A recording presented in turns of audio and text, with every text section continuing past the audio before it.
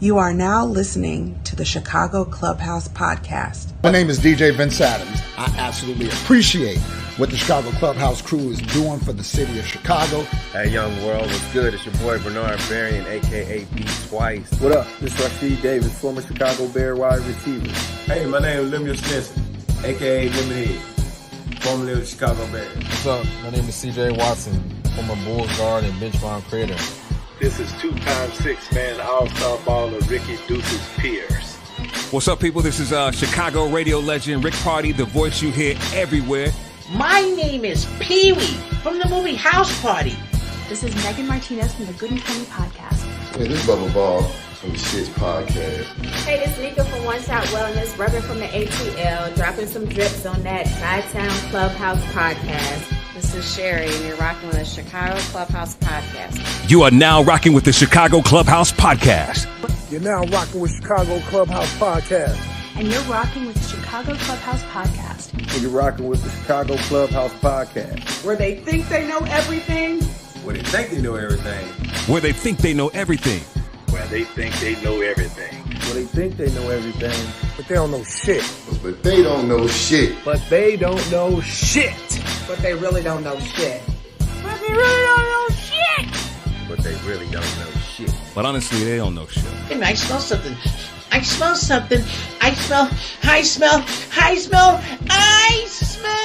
podcast. The Chicago Clubhouse Podcast Show. They really don't know shit. You already know what time it is.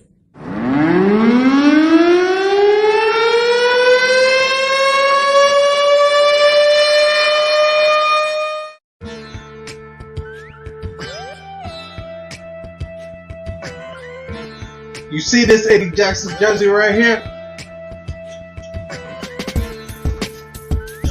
Take this. This dude literally just took my soul. So I didn't like playing with Brett Favre at all.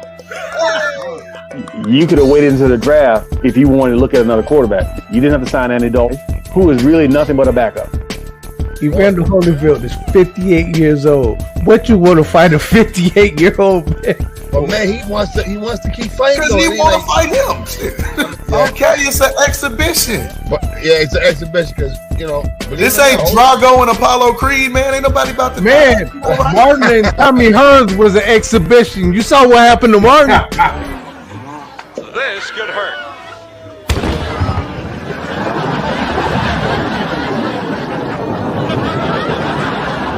Thanks, Hayden. Nothing but the best. Okay. All right. Hey, bro, tough for real, man. Yeah, man. He like tougher than some grown folks I know, man. That as a coach, your job is to give your players the best opportunity to have success. Michael Jordan, when he came back at LeBron James' age, he was a straight up nothing. That is blasphemy on his computer right now. Because I'm gonna tell you something. Without Dennis Rodman, I couldn't see them winning like they did those second three championships. I can't see it. I agree. And now I'm the voice of SportsCenter on ESPN. Now on SportsCenter. Tonight, LeBron James.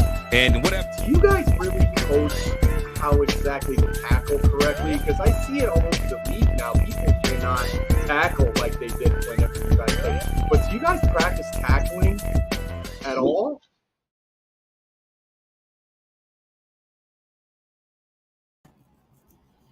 Hey, good evening, everybody. Welcome to the Chicago Clubhouse Podcast. Well, we think we know everything, but we really don't know shit. Today, we're going to talk about some Bulls, some Bears, White Sox. We got a special guest for you today. We got Mr. Kenneth Davis. I'm a big fan of his. Enjoy his podcast with him, Tony Gill, and a few others that they have over there at his podcast. Yeah, we got a beautiful day going on in the Chi. You know, kind of steamy out there. It said it's supposed to have been 83. It ain't no damn 83 out there. It's more like about 90-something, and it's hot and steamy. But I'm loving it because we all know, as they say in Game of Thrones, winter's coming. So I don't want to spoil anybody's mood and make them think about money. Summertime Shy is here. So let's go ahead and kick it off. Let's start this podcast off. First of all, we're going to bring in the rookie of the team. You know, I used to be the rookie. Now he is the rookie. Mr. Frank the Tank.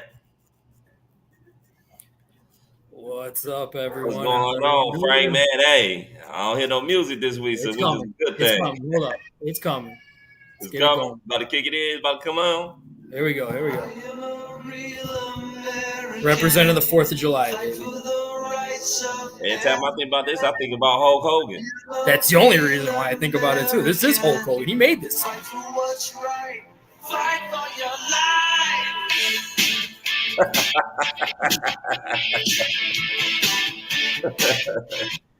How you doing today? Steamy day, man.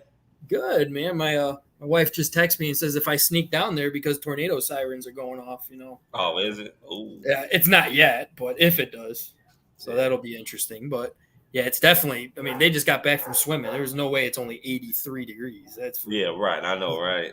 Pretty sure when I drove home from work, it was 102 on my car. 83. Yeah, I left this morning. It wasn't 83. I'm like, there's no 83 going on today. I don't think 83 ever hit this damn freaking city today at all.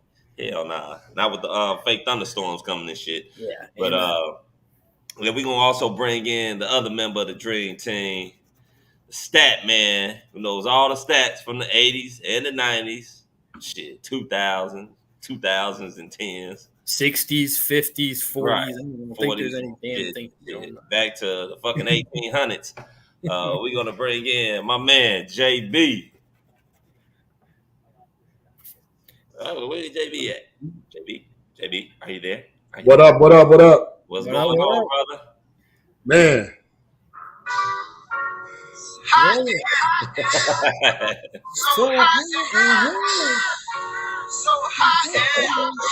Man. Oh. Tell me about it. What's going on, too, huh? I see you just got in too. How was that weather out there? Man, hot. Me and my son had a chance to get some gym time, so took him to do a little working out and came into like this little heat wave. You know it's hot when you look out and you see the little squiggly lines going across. Yeah. I'm like, then it rained, so now it's just humid. So, but hey, we here. It's Tuesday. I'm with my bros. I'm ready to talk some Bears, some Bulls. I'm ready to get it on. Oh yeah, definitely, man. We got a special guest today, Mr. Kenneth Davis. He's gonna be on. He's gonna give us some of his expertise on these Bears. Tell us what he thinks about as far as what's going on with the Bulls, because I have no idea. Man, you know something? I'm just going to be honest. Right now, it's not feeling real good being a Chicago sports fan. Everything, like, it started out so promising, and then... I mean, Bears football is coming about. No matter what the season's going to be like, we're still excited. I mean, we're excited for the prospect of Bears football. Yes. We don't have anything to, you know... The first time we don't have to go in there, you know, just praying. That's crazy. My daughter's sitting up here trying to duel me right now. Oh, really? Yeah. She out there in Alabama. She balling out there in Alabama. About to be a junior. You know what I'm saying? One of the top players in the state. So, nice. You know, yeah. But I don't know, man, between these Bears and these Bulls, man. And oh my God, my White Sox, man. They just hit a 2-run homer, 3-0 now, Twins. Damn. I don't know what to say, man. They don't either. It's an embarrassing start off to the season. Yeah, I know we gotta wait a little bit. I know Ken got to get himself together before we go ahead and bring him on. Got to get his drink. He must have saw my whiskey. Hey, what you drinking on, JB? Right now I'm doing a little Lagunitas IPA, and then you know, I got a little tequila with a little tea and lemonade with a little lime. You know, the Terramana gotta have it.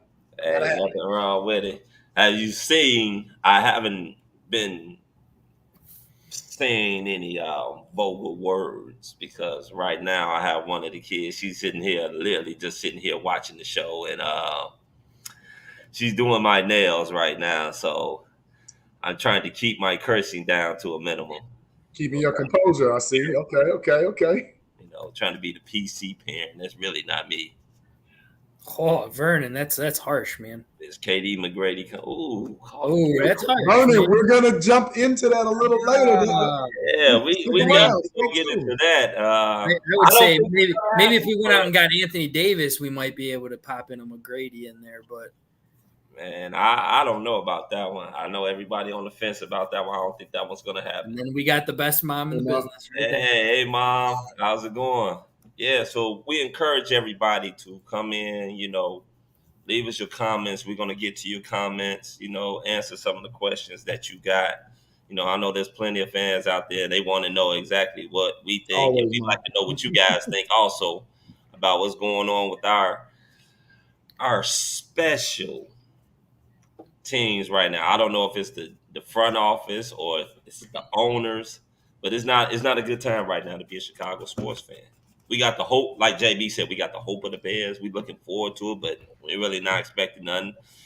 The Bulls still haven't grabbed them a legit big man. I like Drummond, but Drummond's not the answer. He's a role-playing big man. He ain't no starting big man anymore. You still don't have that full. Well, Ayton still is out there, and the Bulls are still looking, but that might be a Kevin Durant spot right there. Is Ayton? But here's the thing: before Kevin Durant even remotely showed any interest in coming to Chicago, they signed Andre Drummond, and that didn't address a need. That addressed some rebounding, but that didn't address defensively what you need because he's not a rim protector.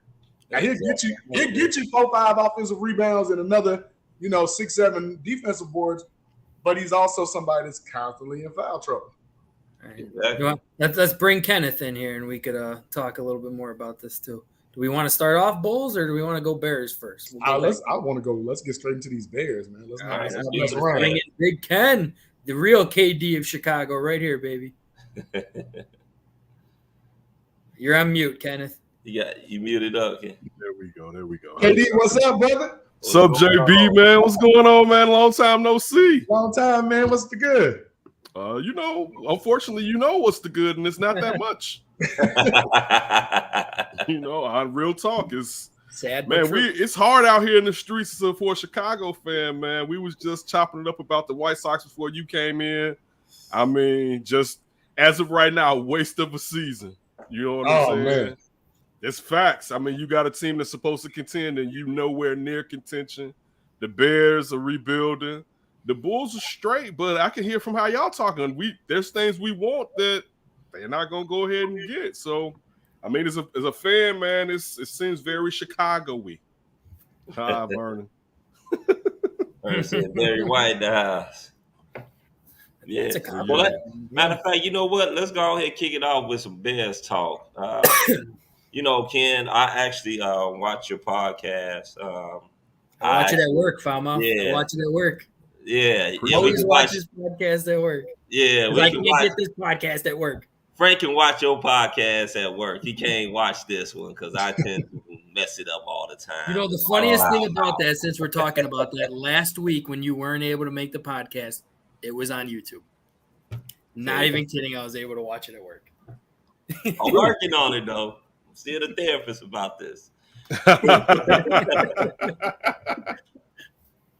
But yeah, Ken, I want to get your opinion, man. Like, what do you think as far as our record, what it could possibly be? Because I know we've gone and had some debates on here about what the Bears record.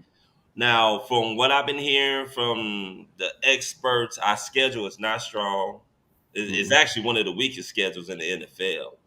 And by us being this new team and all these guys that we got, including the coaching staff, putting in this new system, I think there's a good chance that we can actually get over 500 this year. What do you think? Man, if you get over 500, you had a really good year. Yeah. Well, I mean, let's look at it two ways though. There's over 500, and one of our Bears insider at NBC Sports, Josh Schrock, who just joined us, he prefaced this. There's a record where we could sit there and be like, damn, they exceeded what we expected. But in our heart of hearts, we know it's some bullshit. Mm-hmm. And then there's a record to where it's like, damn, how, and I think you guys can remember this. You remember after year one of John Fox being like, damn, they ripped this shit to the studs, right?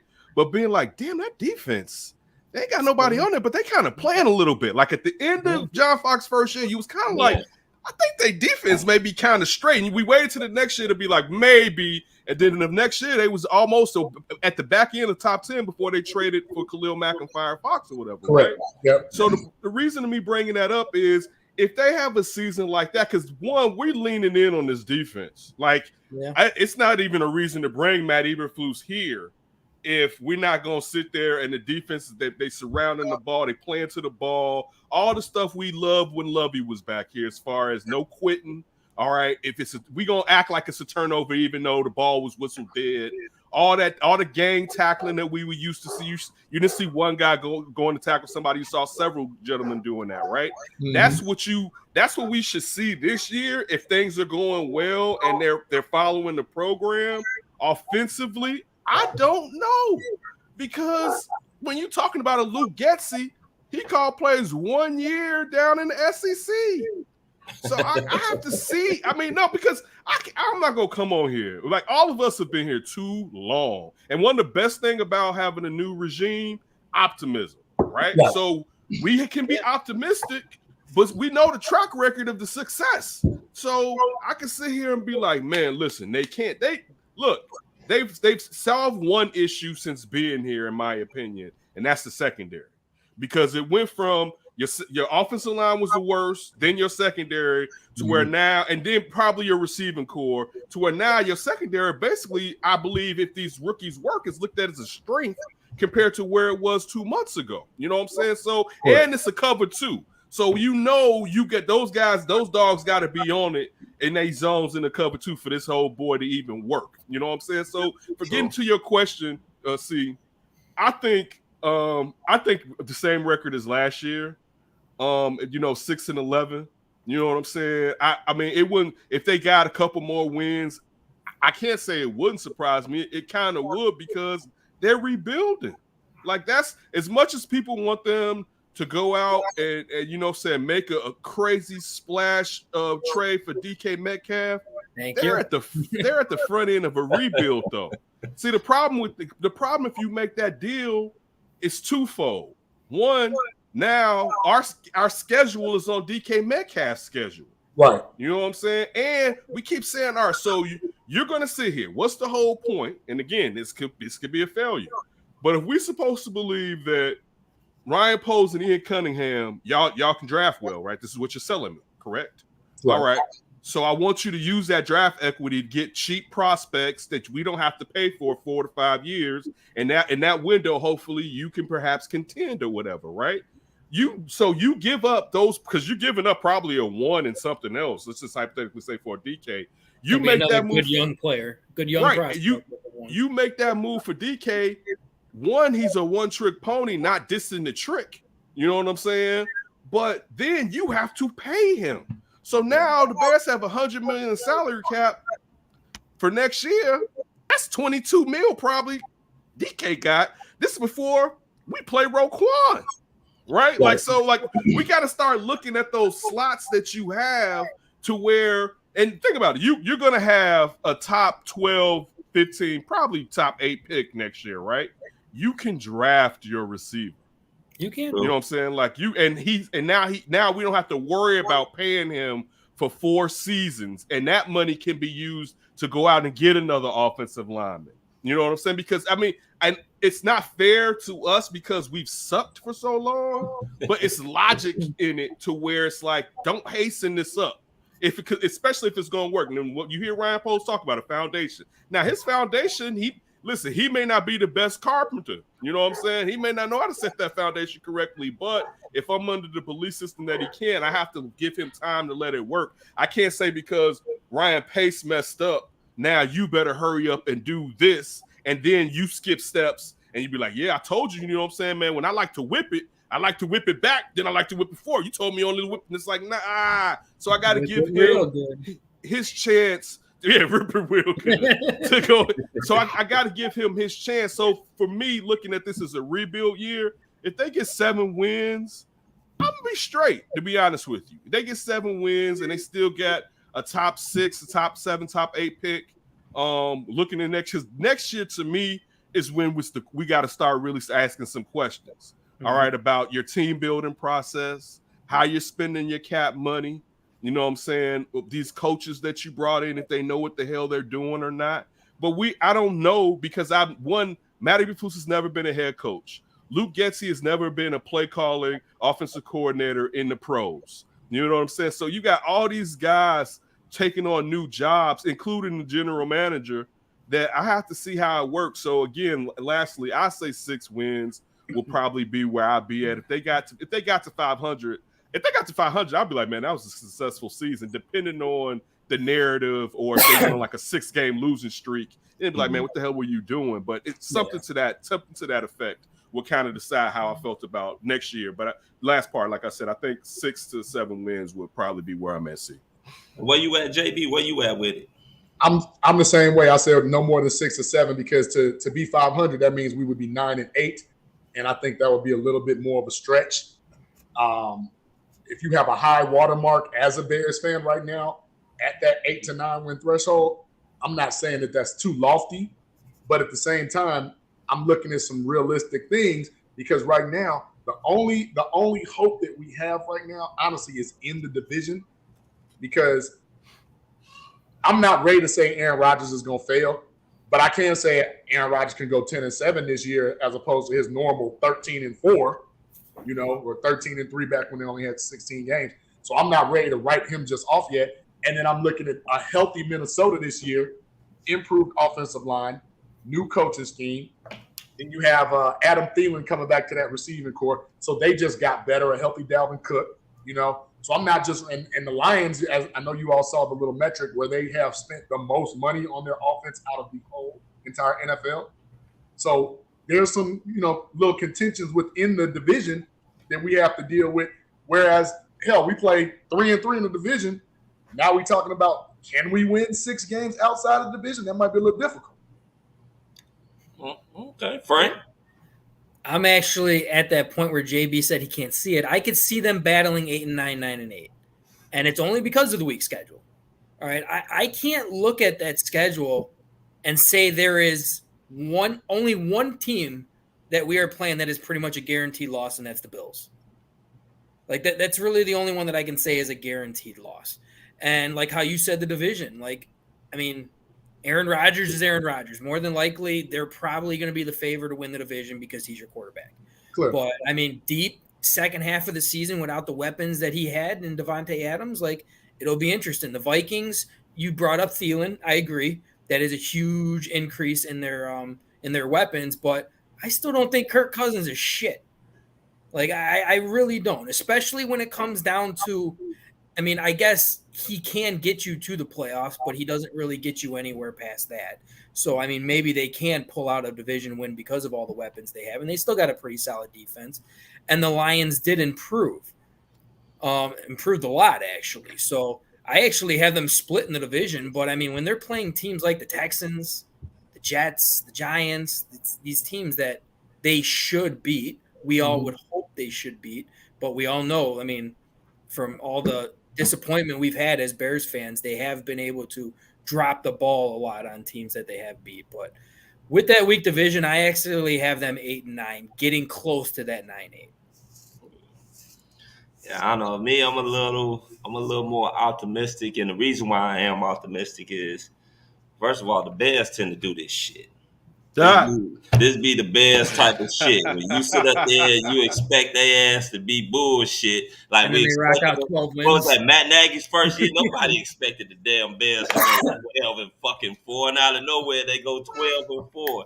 This would be typical Bears shit where they sit up there and they come in and they have a good record, have a good season, and then as they like to say, poo-poo the rest of the goddamn way, and then also. There's nothing I think actually our division is not strong.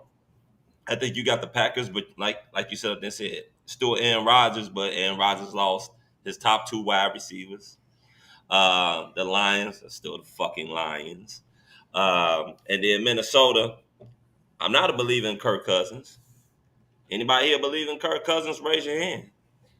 I don't believe nobody's a believer in Kirk Cousins, and that's scheduled.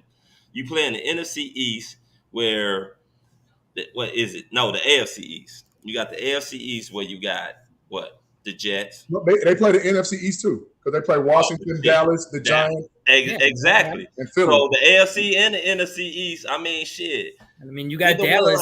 Like there's probably got Dallas and Philly.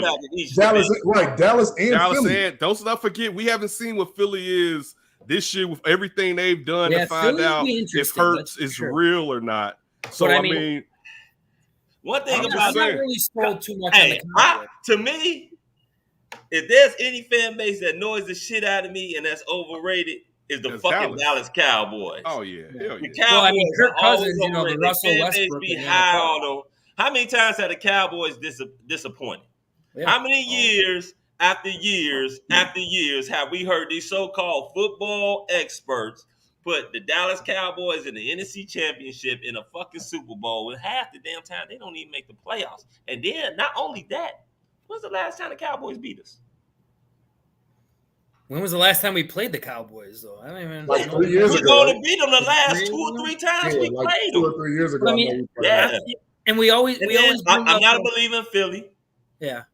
Jalen Hurts. I'm not a believer in their he's cool. He's not a guy that's going to throw the football. He's shown to us so far this year, I mean, in his career, that he's not a guy that's going to throw the ball.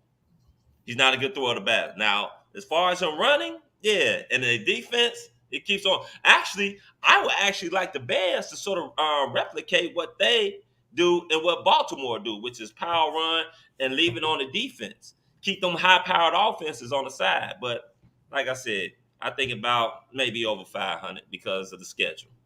Yeah, and I always say Dak Prescott to me is pretty much the Russell Westbrook of the NFL. He'll give you some good numbers, but I don't want him to have the ball last second. All right, let me jump in on this real quick. Go for it. None of us believe in Dallas won. All right.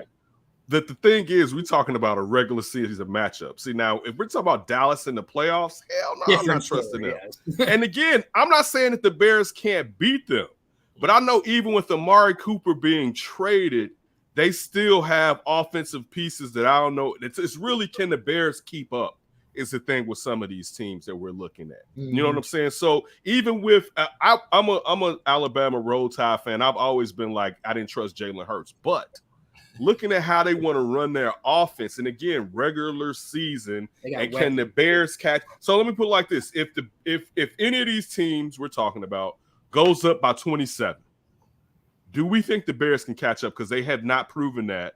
And again, this is a new regime. So it's not as much as what these teams are going to do, the opponents are going to do at the end of the season. I'm looking at the amount of talent that they have so far compared to us. Like, one thing we could talk about, and I'm with you, Aaron Rodgers doesn't have his top 2 receivers. He has a better defense this year with what they brought in just through the draft. You know what I'm saying? So we don't know how. I mean, and we know Matt LaFleur can coach. So they may not come in and bludgeon us, but still I know they're capable. Listen, the only thing good about Kirk Cousins is how he's flossed the NFL for guaranteed money. All right, but the thing is, he has Thielen, Jefferson, and Cook. He's got you know what I'm saying? Yeah. And that's so it's not like none of us trust him. Like you be like, man, end of the game, it's on Kirk Cousins. It can happen because he's throwing it. He got one of the best offensive skill position triumphants in the league. So it's them doing it, not Kirk Cousins doing it. So again, but I'm with you. I had the Bears probably beating the 49ers in the first game of this year. You know what I'm saying? Like I can see them getting the 6 or 7 wins, and that says to mean they can't go further. And you hit it, see, with one, it's the NFL, let alone the Bears. Dick Geron was on his way out, and he went to the playoffs, and they had to give him more time. Lovey was ahead of schedule like a motherfucker. Right? It was like, damn. We're like, year 3 they was in the Super Bowl or something damn near like that? And then it'd be like, no playoffs. You know how it was with Lovey. But he always had good records. You were totally on point with it's the Bears, and you never know what can happen. And that's the point that I led with, though, talking about a false sense of hope from if they go on a run this year, and we'd be like, man, because remember how much trash we was talking before they was 2012 and 4? Man, listen, it was reckless out here in these streets. We was quasi thinking maybe there's a chance Mitch may figure it out. That's how, bless you. That's how bad it was. It was like, well, man, none of us believed in Mitch, right? But after the Philly game, it was like, well, maybe if he keeps running, right, and his defense plays the way they play, we may be able to pull a little something off, right? Which, come on, if we look logically, hell, you know Mitch was never gonna really figure it out. But still, listen, it's a chance. To me, it'd be cool if they exceed expectations, as long as it's real. You know what I'm saying? Like, as long as this is really Justin Fields taking another step, and we see that Justin taking this step led to 3 more wins. We see that this young defense, what they are doing, all right, it's they executing, they're getting 3 and outs. You know what I'm saying? They're not extending silly plays and doing foolish shit like they've done in the past, like not tagging guys down, and seeing a lot of DBs doing this and doing the Spider-Man meme where they point at each other or whatever. You know what I'm saying? Like, if this receiving core is decent, you know what I'm saying? If they got a dude and a half in that room outside of Darnell Mooney, you know what I'm saying? If the receiving core, if Bayless Jones is straight, like, they got tricks in the cupboard. If they got I don't know if they're sustainable tricks, but they got some tricks. Get back to the part with offense. I don't know what Luke Getsy schemes up. All right, I don't know if this is he a tricky trickster? You know what I'm saying? Like, I don't know. Is he dedicated to the run? You know what I'm saying? To where does he believe, like a Kyle Shanahan, that running can be sexy? You know what I'm saying? Like, I gotta see the type of, like, when the shit hits the fan, what does Luke Getsy go to? You know what I'm saying? Like, that's what I have to see to kind of get a grip. And the same kind of goes for Eberflus, but I have to see when the bullets are flying, what they revert to. You know, just like even when people talk about, this is on another note, but Justin's mechanics and them correcting it and the steps what foot he's throwing off of, all well and good. Let me see what he does when the bullets are live. Does he revert back to what he was doing last season in Ohio State? Or can he cognitively think about, okay, it's hot out here, but I know I got to throw off of this foot because it's keeping up with how many counts is to the receiver supposed to open up on his routes, so on and so forth. So I'm at a wait and see and not trying to, like, just be like, man, I hope. But we'll see. I mean, listen, I hope it's good. I'll say that much. I hope it's good. Kenneth, I want to make sure that you bookmark that point. We're gonna come back to it with mechanics with Justin, because I'm calling BS right now, because there's a dude in Kansas City with terrible mechanics who just happened to be the best quarterback in the league. But we'll come back to that, because something you touched on, it got my wheels to turning about this receiving core, right? You said if somebody other than Darnell Mooney, right? But you can go way back in Bears lore, from Willie Gault, Dennis McKinnon, Curtis Conway. Hell, we'll get these great draft picks and we won't keep them. We won't pay them.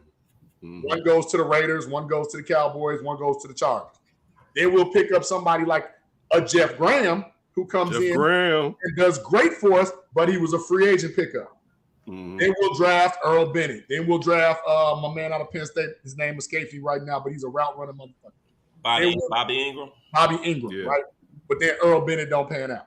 Then we'll draft a Kevin White. Don't pan out. We'll draft a Riley Ridley. Don't pan out. But then we'll pick up a Brandon Marshall in free agency, does crazy work, and then leaves. So what I'm saying is, I don't think the Bears technically get the value out of the receivers that they draft, because either they do well, outshine, and go to Philly. So analytically, wouldn't it be in their best interest to get somebody that's already proven that's going to come here and get numbers? Because right now, like you said, Darnell Mooney was different when he was the third and the slot receiver. He's the number one dude now. That's a whole different ballgame, depending on whether Jalen Ramsey is sticking you or the backup safety is sticking you. Like, that's a whole nother ballgame now. So what do you really think about that? Because in my opinion, I kick the door on a Julio Jones right now and be like, man, let me give you $5 million. Come in and teach these young boys something. Not expecting much from them, but just to get some veteran presence in there. Because right now we looking real thin. And I'm sorry, I went back and watched more Velvet Jones at Tennessee. Dude, you talk about a one-trick pony? Oh, for sure. But for sure. Lightning in a bottle. But guess what? Wait. But that trick, that's a 4th, 5th round trick. compared to paying somebody Tyreek Hill money for that one trick. See, that's the thing about the DK Metcalf thing. And I'm gonna tell you, this is the go thing ahead and preach, man, because I've been saying it for the longest. Go ahead. Listen, Frank. I'm gonna tell you, I can see you right now, 2 years from now. I can't stand DK Metcalf.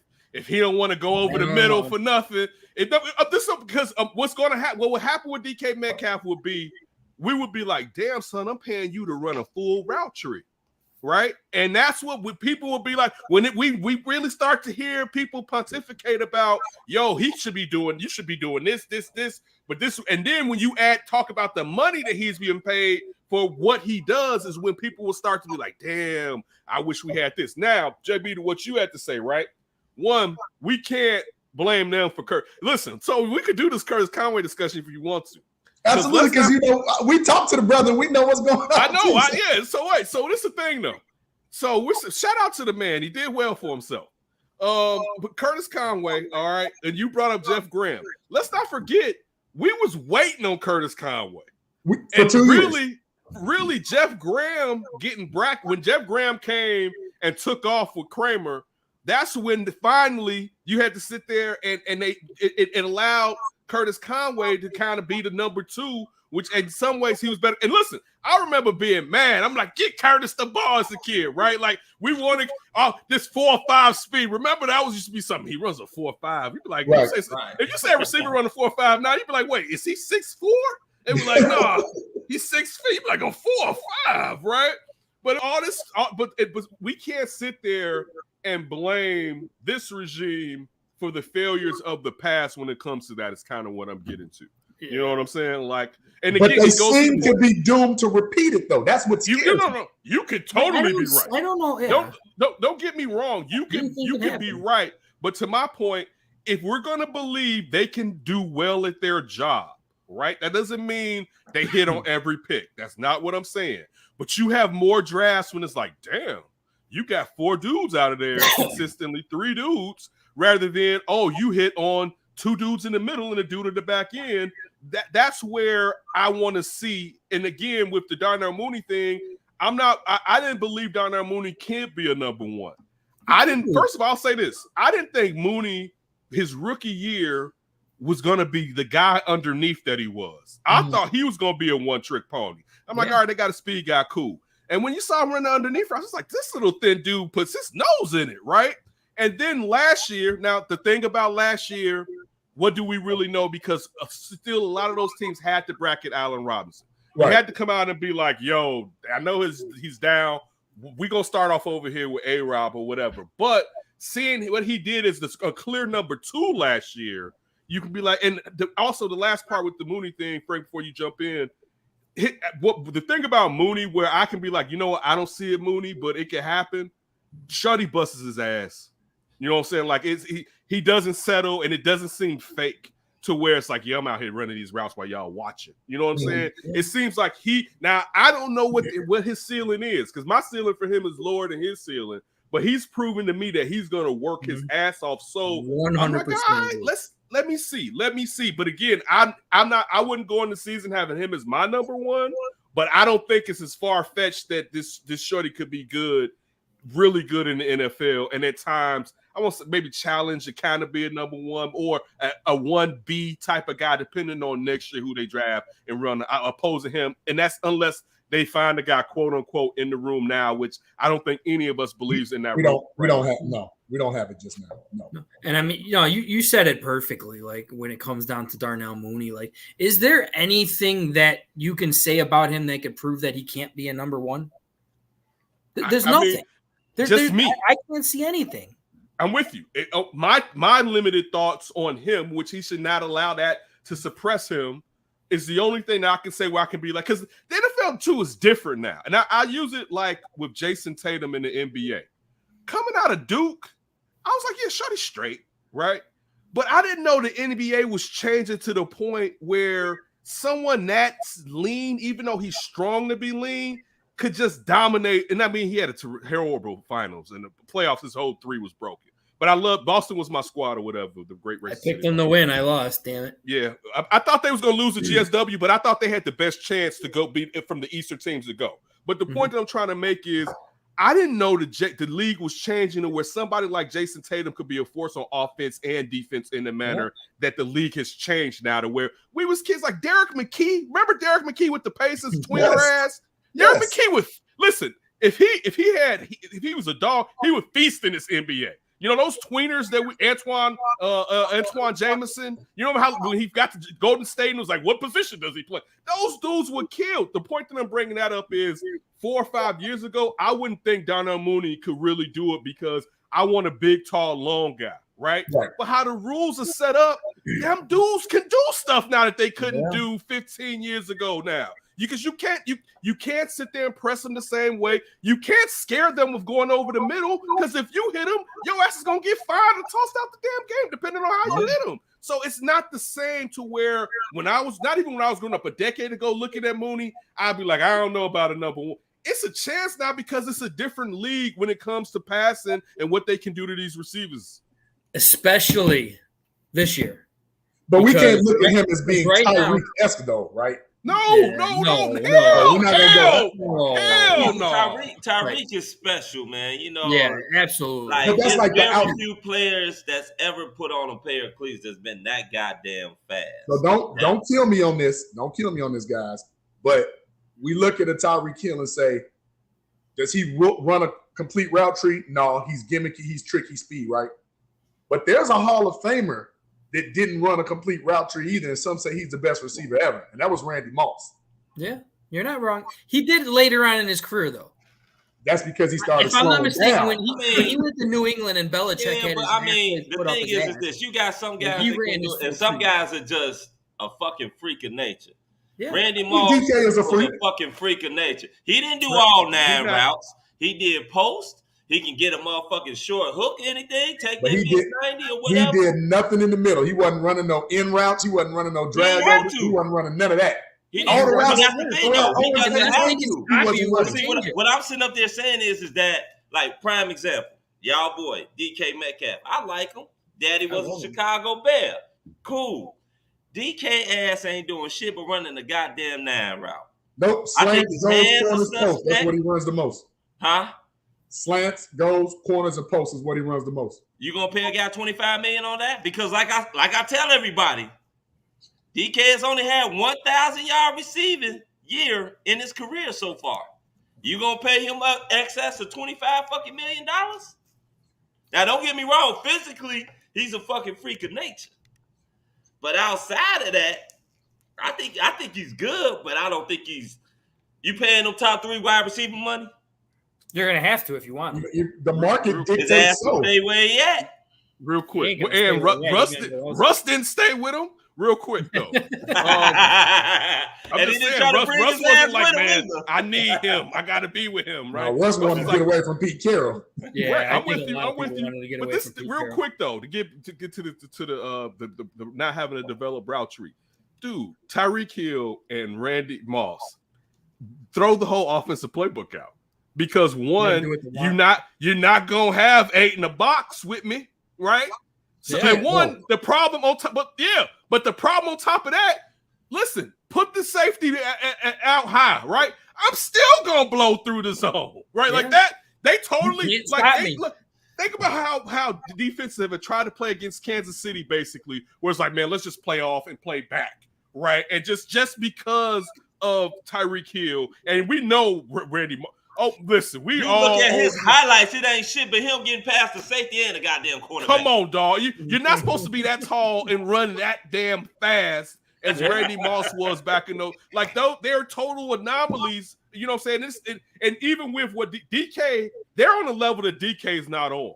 You know, I'll put it like this: if DK was one of them, maybe we can talk a little talk, but those are not, and especially Randy Moss. I mean, more on the Randy Moss than the Tyreek Hill side. If DK was Randy Moss, I'm gonna have to do it. You know what I'm saying? Just to be honest with you. Well, if Randy Moss came back out of a freaking time machine, I would take it. Right. If he was that, if it was that, look, I don't even care what the Bears foundation or whatever the hell I was talking earlier is supposed to be. If I could have Randy Moss play for my team on Sundays for at least 5 seasons, damn near, man, I don't even care what the record is. I mean, to go back to what was going on with Randy Moss in Minnesota, man, that shit was the shit. And they had a chance to draft him too, and decided everyone did damn near. Remember, we supposed to have the son of a bitch. That's the thing that was crazy about it. He wanted to come to Chicago. His favorite player was fucking Walter Payton.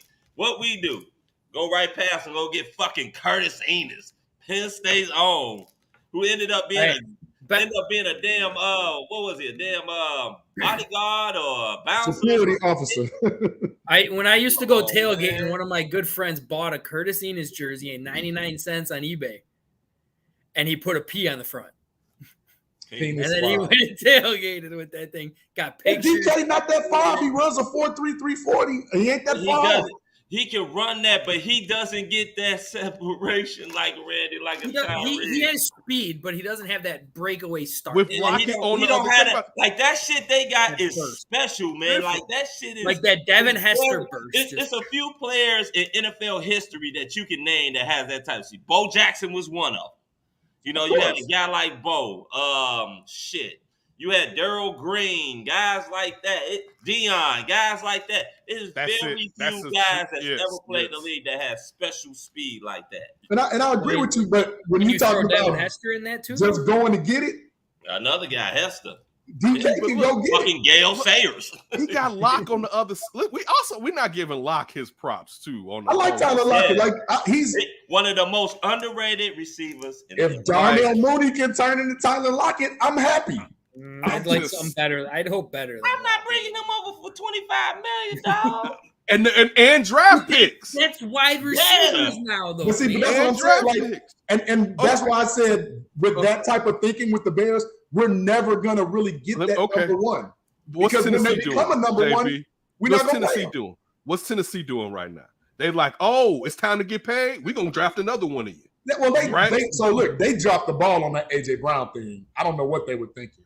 Like Ryan Tannehill, that's all he really had. It all depends on what was AJ Brown asking for. I'm totally with you on. Listen, first of all, let's go with this. They dropped the ball because Ryan Tannehill is their starting quarterback, so they're never going to win. Was first. They're never going to win it all because of that.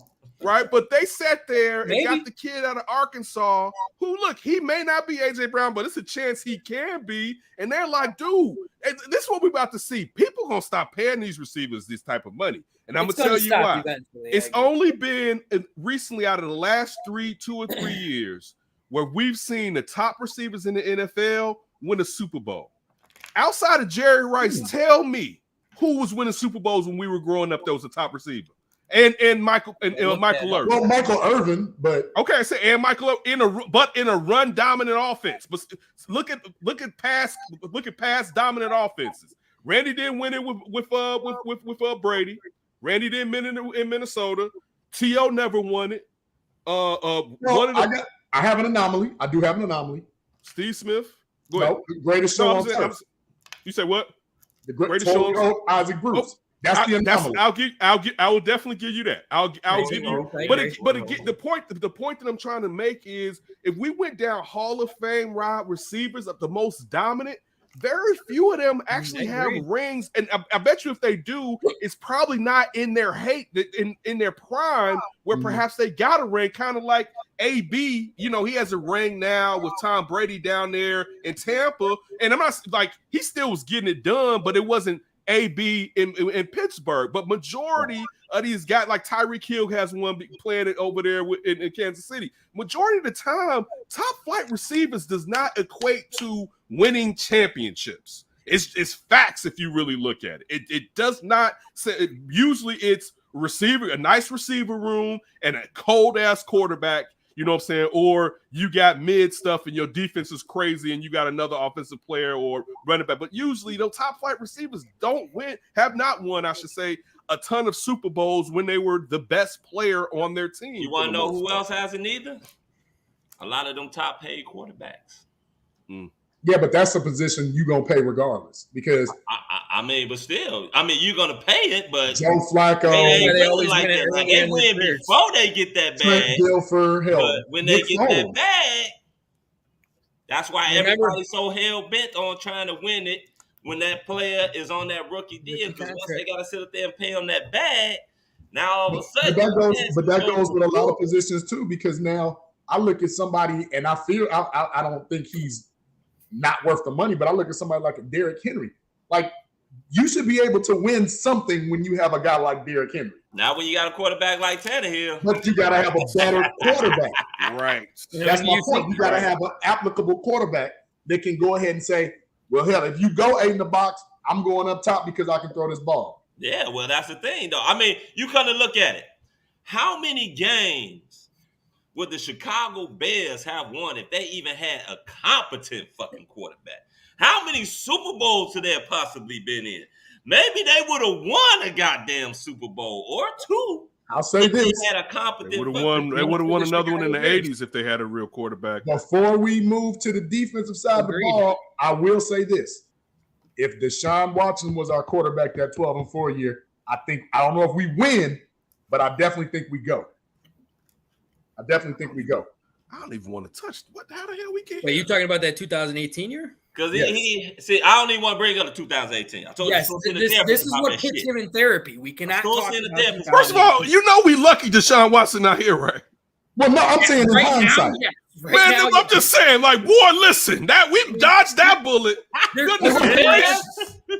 must be less massage parlors in Chicago than there is in Houston. Hey, KD, the McCaskies wasn't going to pay for that hotel. Yeah, there's less massage parlors in Chicago you ain't lying. Georgia would have been like, I'll do it. It's cold as a bitch out here. You ain't getting massages. Oh, no, they going to come to his crib, shit. Yeah. That's what I said. George would have been the one giving the massage. Uber them massage therapist. Man. I don't know about that one. But yeah, and also going back to what we were talking about as far as with the Bears schedule, I forgot to, I didn't talk about this, but I think one reason why we will also be better, anything's better than fucking Matt Nagy. Anything's better than his fucking play calling. Anything besides fucking curls. If I see another motherfucker, man, look. I talk about people that I see with a curl in their head. When I see girls with curls in their heads, I talk about it. Because I don't want to see another motherfucking curl in the rest of my fucking life. Don't run a curl. Just run goddamn nines all damn day, post, outs, anything. Anything but a fucking curl. I swear I don't want to see another curl again in life. When I see my son do a very delayed drawing, all I think about is the Denny's waiter as well. Because him and his delayed handoffs on 4th and 1 or 3rd and 1 when you have an offensive line who can't block. When you got a beast at like, I'm more excited. I'm excited to see Justin, but I'm actually excited to see Montgomery if he has a line that can sit up there and actually block. Because the man turned shit into sugar. Yep. That was going to be my next question for Kenneth too. Let's say, devil's advocate here, David Montgomery puts up top 3 running back numbers this season, which he can do. He can do if you have a right system put, because, I mean, I always like to say this stat that I saw out there. He was a 3.7 yard or 3.6 yards per carry running back last year.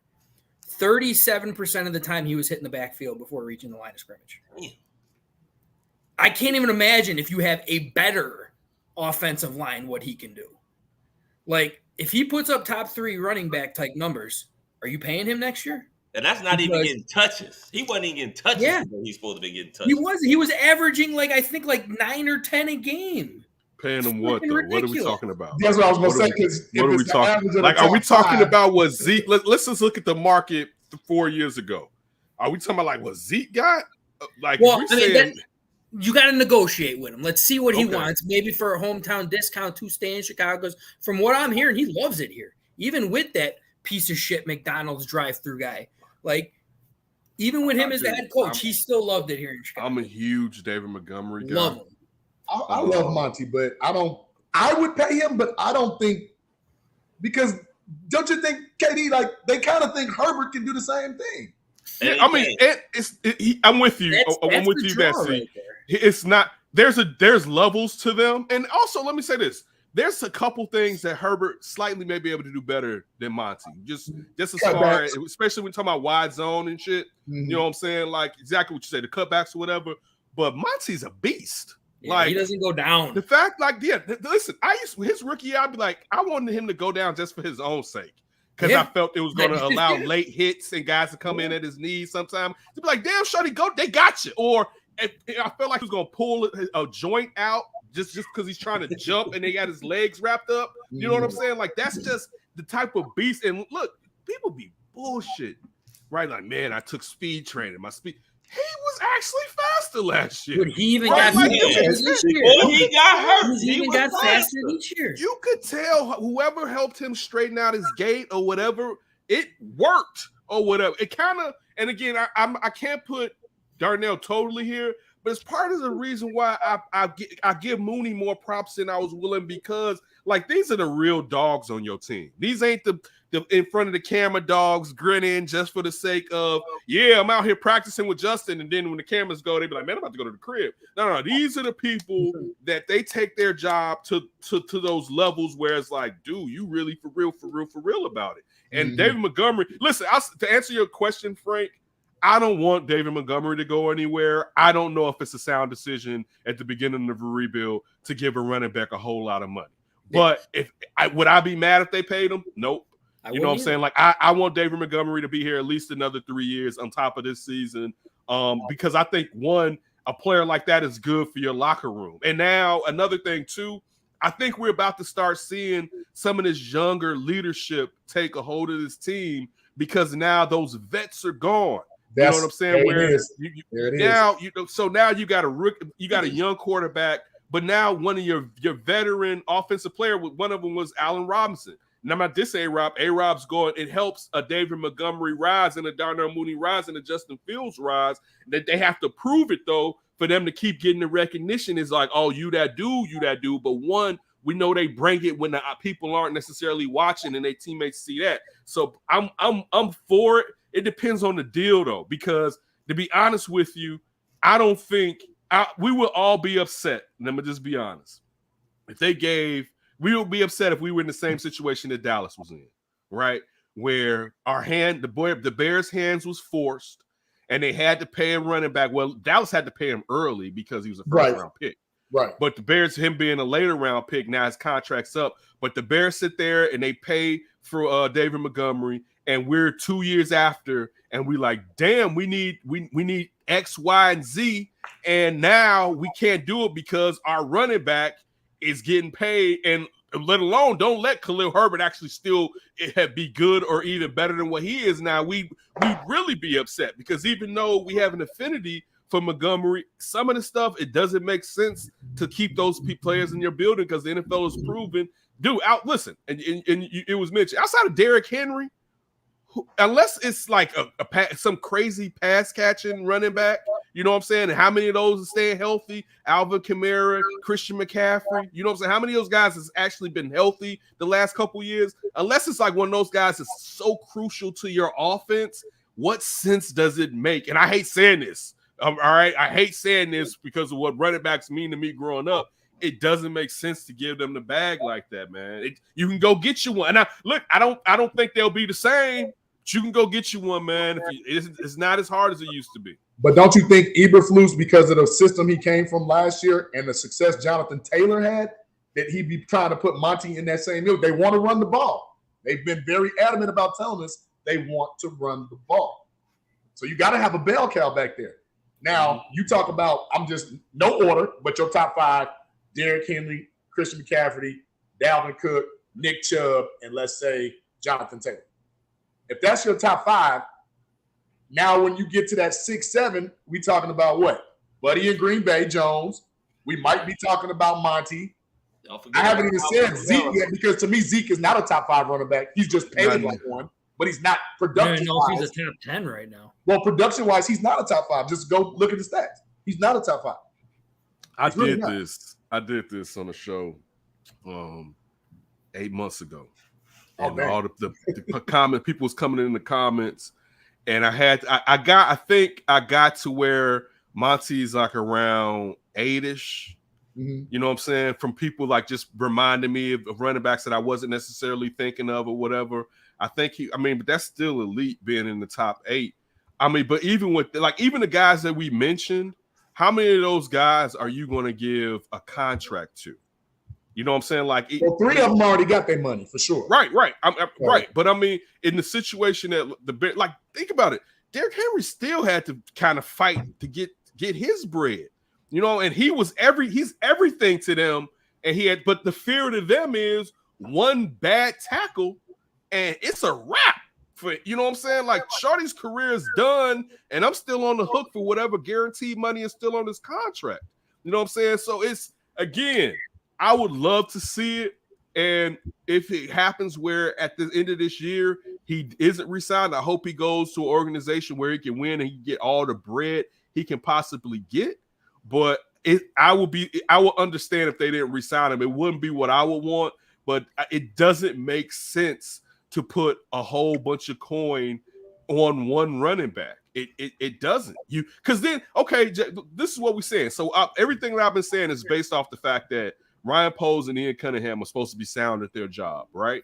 Right. If they can't go out and get another running back, they not sound for shit. But then you got all this stockpile of money. I'm not going to pay a receiver. I'm not going to pay a tight end. I'm not going to pay a running back. Who the hell you going to pay? You got to pay somebody. No. You pay one. If you're not paying a running back, then you're you pay your guys. So we know this offensive line is not going to be solved this season. Like let's get out of that. No, but I think it's a step in the right direction, though. No. That's not what I'm saying. I'm not saying that what they're doing may not be kind of right. You know what I'm saying? The point that I'm making is the 5 guys that come out of this year probably shouldn't be the 5 guys going into camp next year because you got money and draft picks, right? So I'm saying as far as, especially if your general manager and your assistant general manager are former offensive line. So that's one thing with me. Y'all better be great when it comes to offensive line. Like that's to me, like you motherfuckers better be some of the best talent evaluators of old linemen that's ever O-line in the O-line. I swear on that when it comes to Ian Cunningham and it comes to Ryan Poles. But we know that probably in the draft and probably through free agency, you're going to get an offensive lineman. You may get a receiver, but it may not be receiver X. It may be receiver C to help fill out the room because either in the first or second, you're going to take a receiver. You know what I'm saying? You may look at the fact that you need another linebacker. You know, like we don't know what, because one, they haven't had a chance to know what the hell they really got here. They ain't even put on pads yet. No, absolutely not. I mean, it's all speculation, right? Yeah, no. I'm not saying it to y'all. Like, I'm just saying as far as the grocery list after the season is why I'm saying that. You know what I'm saying? Like, they don't know they don't even know what's in the cover board already because they haven't seen if the season is still fresh or not. You know what I'm saying? So that's what I'm saying as far as you got your grocery list right now, what you think you have, but it may be an ever-expanding list when you get to the end of the season. Also, depending on if somebody gets hurt and how it may affect, depending on when they get hurt, going in the next season. So I'm with you. Spend the money. I'm not against, again, signing David Montgomery. But if they're really great at their job, then it may be a situation where they're like, we need him in the building, right? Which, again, cool. But that has value. That has value. Yeah, I'm totally agreeing with that. Totally it has value. You know what I'm saying? So I'm not against it, but also I see the other side of it to where it's like, yo, I can get me that. You know what I'm saying? Like, I use a lot of relationship analogies, right? Mm-hmm.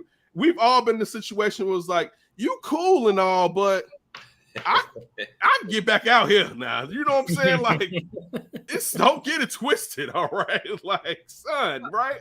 In my I ain't that half bad. I can go get you something. Like, son, like, come on now, right? Like, what the hell? So I'm saying so that's kind of the point. It's not a knock on him at all. It's just if they're doing their jobs, you're not supposed to have to rely on a running back. Unless, again, we're talking about Derrick Henry over the last 4 years has been the best running back in the NFL. You know what I'm saying? That's when we could talk about forget the norms. You know what I'm saying? That dude is different. We need him. You know what I'm saying? Mm-hmm. But like if you and it's not fair to run him. I think, to be honest with you, I think it should be set up to where running backs, it has to be they're giving something else earlier because when it comes to their second contract, man, it's damn near a wrap. If they make it to it. I mean, that's I'm what I'm thinking saying. About some of the guys like, dude, what happened to Buddy? Like he was cold. Gone. Right. It's gone. Right, man. Then they got receivers now playing running backs more than ever. Like, what are we doing? I don't expect that shit to last too long. But you know what? It's always they follow the trend. One person comes up with this smarter than the person in the room, then trust me, so one you're of them gonna see a lot more people get blown out. Then you're gonna see that trend end real fast. I think it's also going to rely on. You see, Debo tired of it right now. Tired of it. Yes. And Cordell Patterson, he only did it because he want to be on the field. Shoot. Oh, totally. Because we had a dumbass head coach. Yeah. And look what he's doing in Atlanta right now. I wanted to spend the next probably 7 to 8 minutes talk about let's talk about our QB, Justin Fields, what expectations we have for him, what do we want him to possibly improve on, and then we can go and talk about these Bulls and what their front office is doing. So let's get on our QB, who I think I love him. He was the best QB coming out in the draft for me. I felt that way too. It wasn't shit that Trevor Lawrence did or could do that was better than Justin Fields. Not a damn thing. And tell you the truth, the only reason why I sit up there and think that they were putting all that on Trevor Lawrence because he's their boy. I mean, he did rock out a man bun a little bit better than Justin Fields did. He did what? He rocked out a man bun. Oh, well, hell yeah.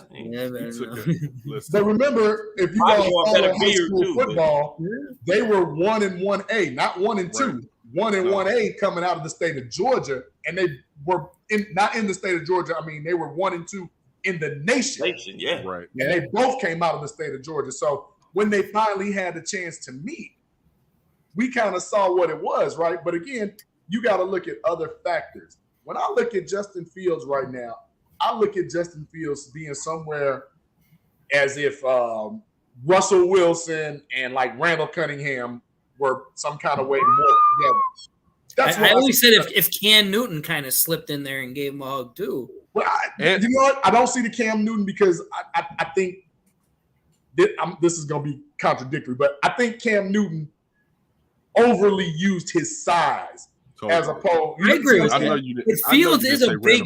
He's not as tall. No, because I think he's a big, and, strong guy. The way Russell throws that deep ball and Randall's elusiveness, I think that's a good blend. Yeah, Fields isn't taking on tackles like it's not a Frank thing. This has been what people have said about Justin. He's not taking on. Nobody's taking on tackles like Cam was taking on tackles. No, and even back then, I used to sit there and watch. That was a different game back then. But I used to watch it and like, why do you have so many design runs for your quarterback? Because one, he's going. You already know Cam was going to scramble and have 5 design runs anyway off his own merit. So now scale that back to where you only have 4 to 5. They would have 11 or 12. And it'd be like, so y'all don't you really don't care about Shorty like that, right? And let's not forget his contract was like shadow money to where it was like, boy, if we cut you, it's not going to be punitive to us. That's how his he got majority of his money, but his contract was kind of like shadow money. My only thing is Randall Cunningham is a god. He should not be mentioned. I mean, just to think about the old Randall Cunningham highlights as a kid.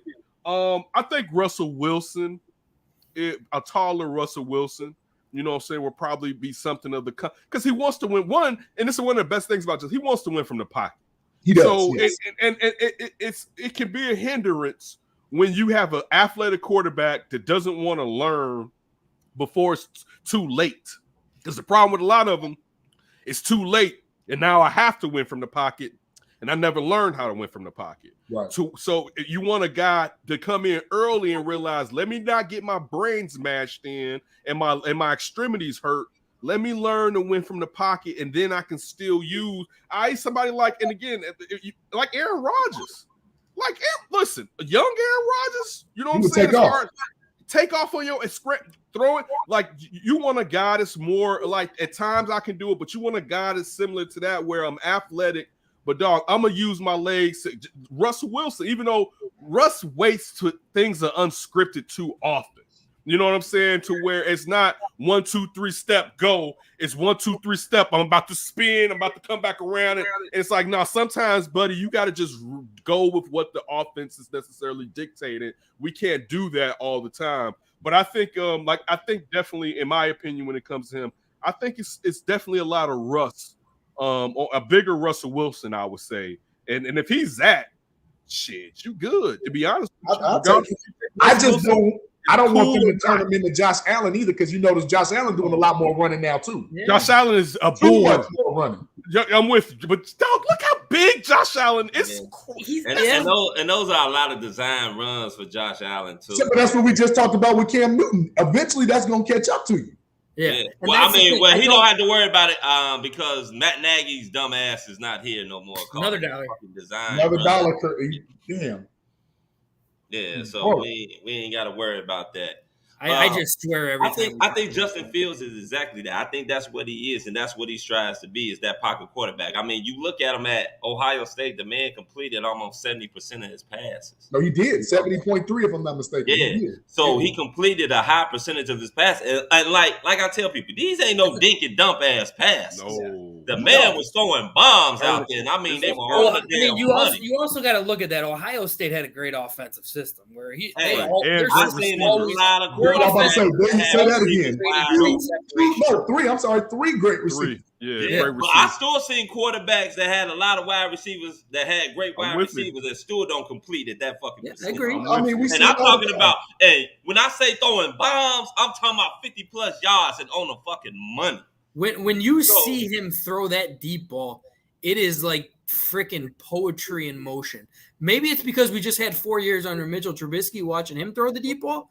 But when you see Fields throw that thing, and I remember if it was like the first day of training camp, and I think it was Mooney in his rookie season, or in Fields' rookie season, he said when Fields threw me a deep ball, the first day of practice, I did nothing but smile the entire time that ball was up in the air because it was such a beautiful throw.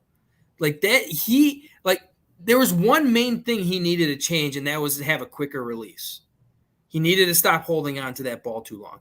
And from what I'm seeing, again, kind of like how you said, Kenneth, like, I mean, you're not even dressed right now. It's not even really training camp. It's OTAs. But when you see his throwing motion, that thing, it zips out there now. Let me ask y'all this as a panel. Right now. How much are we putting into that? Because remember, Kenneth, I said I was going to allude to something. I know. I was waiting. That's why I'm grinning right now. And then I'm going to bring up another name because there's this Hall of Fame guy who's played up north whose mechanics were freaking terrible. And he's in the Hall of Fame, and they consider him one of the best quarterbacks ever, gunslinger by the name of Brett Favre. His mechanics, his wind-up was terrible. He didn't have that nice contact ball. Yeah. And he was tough as shit, kind of like Fields was too. Let me finish. So now I'm looking at it to the Patrick Mahomes. Remember, they tried to critique Patrick Mahomes and break him down for the same thing. And I was like, well, Josh Allen got a worse mechanical release than Patrick Mahomes does. But they pick certain things to knock on certain people. Remember, they had that knock. Warren Moon throws one of the most beautiful deep balls I've ever seen in life. Ever. But you'll never know about it because he had to go up to the CFL when he was really, really young. And then when we got back to the NFL, he was a little older, a little more seasoned. He couldn't do the things he was. Steve McNair, same way. Hold on. Let me jump in. Yeah. First, real quick on the Warren Moon thing. He when he got back to the NFL, he was still young enough to spin it to where, like, Warren Moon's deep ball and spiral was, when I was a little kid in the PCs of the Prairie Courts, when my parents separated, I had to go live with my mother in the row houses with my great grandmother and tons of family members. I remember a TV in the front room, and I'm watching the Houston Oilers play. I'm like, who the hell is this Moon dude, right?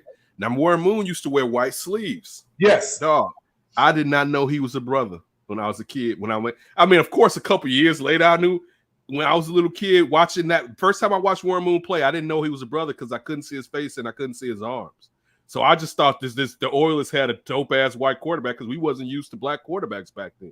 Now, to get to your point as far as, first of all, you're talking about baby GOAT and Patrick Mahomes. So that's totally different, right? And then with Favre, dog, listen, and we all know here in Chicago, because before, we all know, like, when the nation got a hold, so when he played Dallas and San Francisco, and then people started to really know, ooh, Brett Favre, we knew him early here, all right, with Sterling, before Sterling Sharp got hurt, we was like, hold up, this little turnover machine here, he's something right here, right? Something, yep. Like, we was like, he get his shit together, damn, right? Favre, dog, had a fucking cannon outside of cannons outside. Like, still this just raw power. You got to remember what Brett Favre was doing with what he had on his. And another point to your point, we forget too with both of those quarterbacks that the damn Green Bay Packers have the benefit for 30 years. We forget how mobile Favre was. I didn't forget. That's what I said. And not he you, took not you. hits. But see, that plays into the mechanics part. I'm gonna tell you why. So Patrick Mahomes, last year, I remember watching football, Monday Night Football or something. I love Patrick Mahomes, but he needs to be coached. And Andy Reid, sometimes I don't know if he's doing it, which is it's crazy me saying, but I'm being honest. Patrick Mahomes was talking about I run out the back of the pocket too much, right? Mm-hmm. And what's happening is he doesn't climb the fucking pocket. And there's too many times where Patrick Mahomes has the ball and he's backing up, and then he has to start doing the break around where no. Stop. There's open space in front of you. Climb the fucking pocket. Right. Yep. And that's a lot of the reason why you have, for instance, and I'm still using this in Justin's case. That's a lot of the reason why you have the fumbles, right? Like the awareness about what's going on. And I think he has it, but he didn't get reps last year. We keep this. He was not the clear set starter. Right. No. This is his rookie year all over again. Yeah, especially with a new regime. The only thing different now, he knows the speed of the NFL compared to if he was just a true rookie, right? But so the thing is, to me, and I still have to see the changes that they're talking about, but we still know ball security was an issue with Justin. Mm-hmm. You know what I'm saying? Like, so that just when it comes to fundamentals, you cannot be the guy that has his hands on the ball majority of the game and give the ball away the way that Justin gave the ball away. And I'm not talking about interceptions. I'm just talking about fumbles. Yeah, you can't necessarily. Yeah. And the thing is, what makes Justin so athletic, you don't notice the baseball windup as much like you did with a Byron Leftwich. Like like you used to know, like Byron Leftwich be on that. Yeah, he would just sit there. But Justin. Now maybe it's because Justin was a shortstop and didn't play a pitcher as much, right? But you're like with Byron Leftwich, you knew he was winding up to let that bad boy go. So that's a whole half a second that he would give defenders a chance to get their hand around and the block and get set, to sack fumbles or whatever, right? Where Justin is so quick, it's not as prominent, but it's still there to a degree. You know what I'm saying? So that's like stuff. Just again, like I don't know, JB, if it's gonna hold. I mean, I think, but I also know I have a bias when it comes to Justin Fields. You know what I'm saying? Like that's just the truth of the matter. I wanted the Bears to get Justin Fields. I actually predicted that they would do before the draft. I said they're gonna do whatever they have to do to get Justin Fields because just from reading how shit was, I knew he was gonna fall. Yeah, we all knew he was gonna fall. They're gonna go after him because he's gonna fall. Dumbest shit. I'm totally with you. See, I'm totally. I've never. And you know what? All I'm gonna sit up there and say is because of the color of that man's skin. Oh, it ain't even a. It's not even a shit I've ever heard. I'm like, where's this shit coming from? No, I was sitting there like me and my producer on my show. We were sitting there the year before last, and we was like, "Damn, Zach Wilson about to jump ahead of him." Right? Just because, and you knew that just how the weather was going, it was like Zach Wilson playing against nobody, right? It's gonna jump ahead of somebody playing. No, I'm SEC all day. All right, I'm SEC all day. Justin Fields played in the fucking Big Ten, right? Like this is number 2. And now, listen, I'm gonna tell you this, boy. I can't wait to SC get their stuff together and to have Ohio State versus USC. Boy, it's gonna be great in the Big Ten. Keep taking from these fools because I don't care about tradition. It's not my damn tradition. I don't give. Right, it ain't my tradition. I don't care. I just want to see good ball. I just want to see good ball. Like, yeah, I don't care. Like, I can't wait to see USC versus Ohio State in the Big Ten championship. Like, that's actually going to make me watch. I don't know that shit gonna happen too much. Shit. Oh, shut up with your Michigan, man. Can we take a couple of minutes? Oh, you know how bad it is for you? It's bad. He's in trouble. He don't even understand how much trouble he's in. Well, if we in trouble, y'all ain't even a fucking factor. So this ain't about me. We beat y'all ass, but that's another story. Y'all got ass whooping coming. Don't worry about it, little brother. Kenneth, real quick, 5 minutes. So I went to Michigan State, so he a Michigan fan. So that's where all this is stemming from. Okay. Look, he'll be all right. I love it. I wanted to ask real quick before we move on, because something was kind of plaguing me. We talked about it a touch last week, me and Frank, a little bit.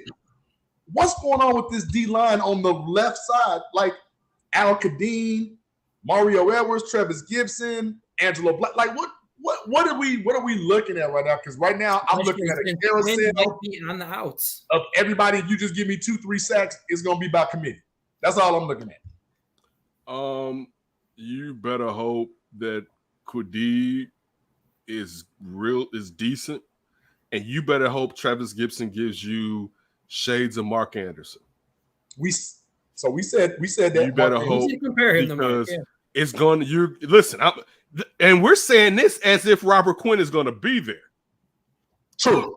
So imagine if Robert Quinn isn't there. No, if Robert Quinn's not there, ain't none of this gonna work. Because who?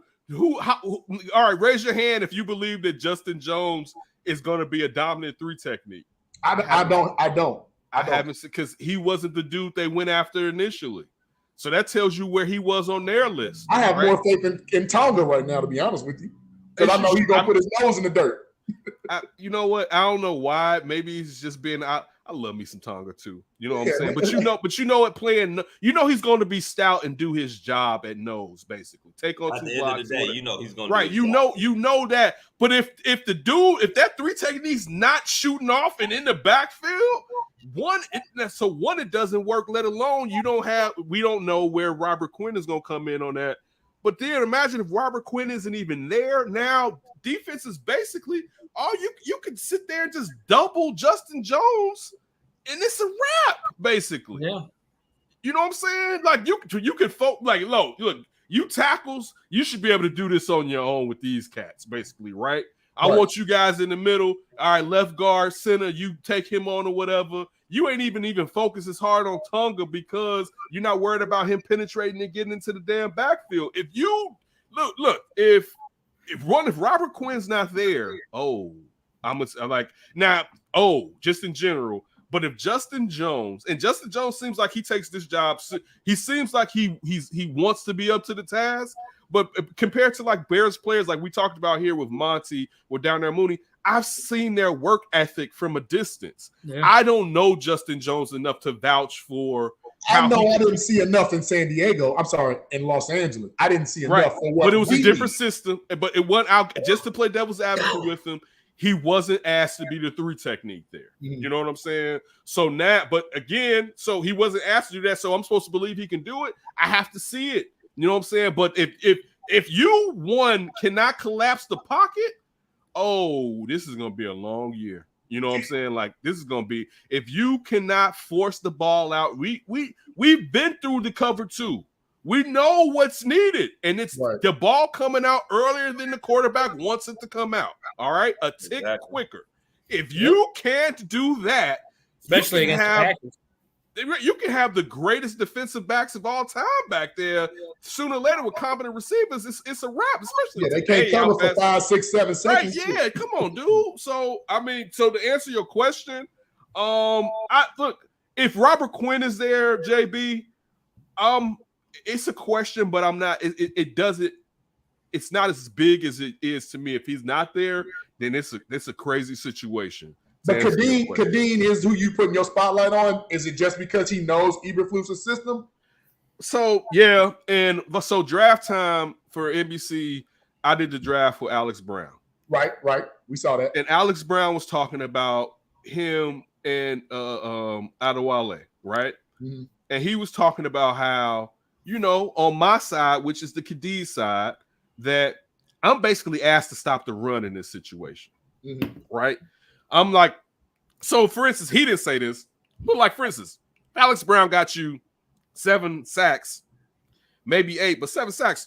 We was pretty happy that season, right? We were damn happy, yes. Because he's not over the left tackle. He's not on the blind side of the quarterback as far as where you like, now you not to say you don't want both of those guys, but we know one in this system, you're trying to funnel things different ways. Like you're trying to funnel things to the weak side, whoever the weak side linebacker is going to be. Of course, it was Lance Briggs in our day. You're funneling, but on the right side, you're expecting a lot of that run to come down to that guy that has to be strong and able to get off a block, which was what AB basically did. So I can believe that he can do that and not be quote unquote a sack monster, but Matt Eberflus brought him here, but he still has to prove it. You know, like even with that, I would hope. I don't know Matt Eberflus. I would hope he's a great evaluator of character. You know what I'm saying? And so he knows the guys that he brought in, and he wants them to set an example that they can kind of set an example as far as this is what he expects and this is what we do in his system. You know what I'm saying? As far as how diligent we are, so on and so forth.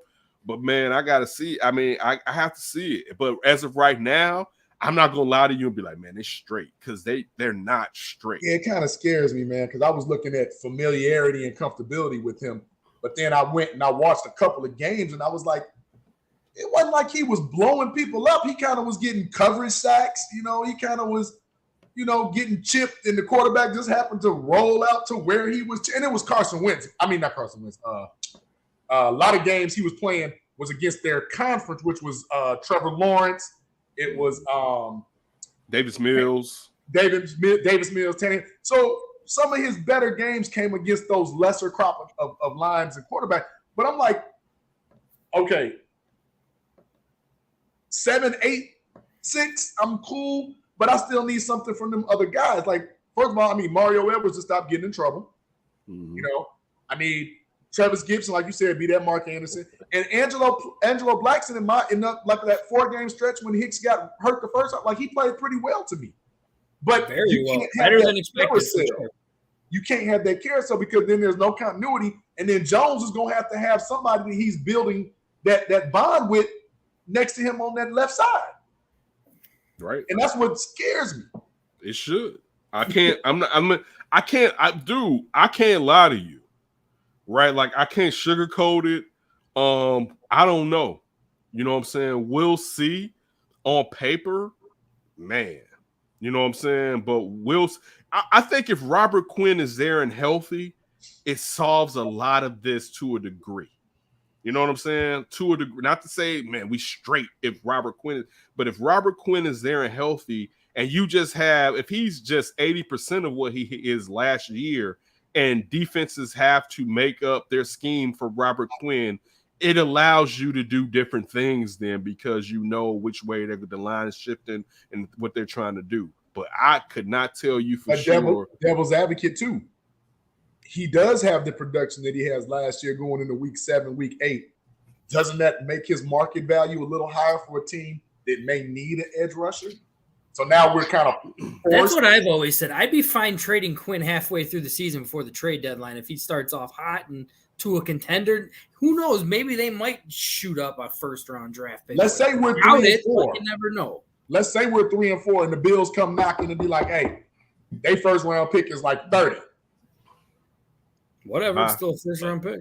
Look, if I'm not mistaken, there's some damn wide receiver this year that was halfway decent got moved for a first rounder. This year? Yeah. During the season? Nah, I'm talking about this off season.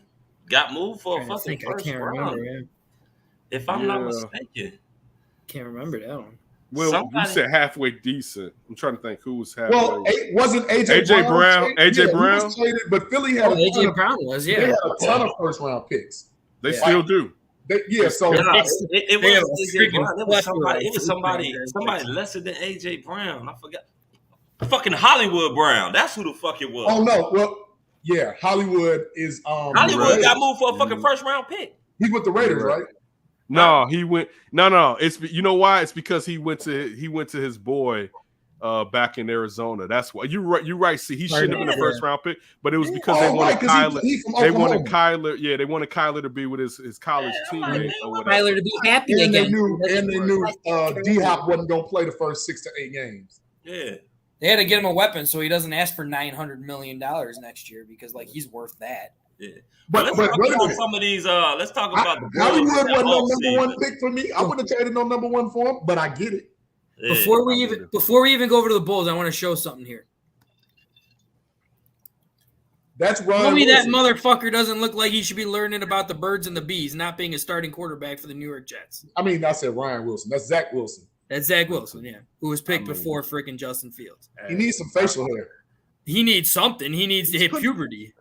Hey, I'm gonna say this. He's putting on a little muscle, and to be honest with you, boy, that boy Cannon is something. I'm just gonna, regardless of however he turns out, Because I love watching. When you watch Zach Wilson do some throws, it's like, well, damn, right? Like, he had more moments than Trevor Lawrence. His cannon is correct. Yeah, he's not above some wild moments. Yeah, he's not above Justin or Trevor. That's not what I'm saying.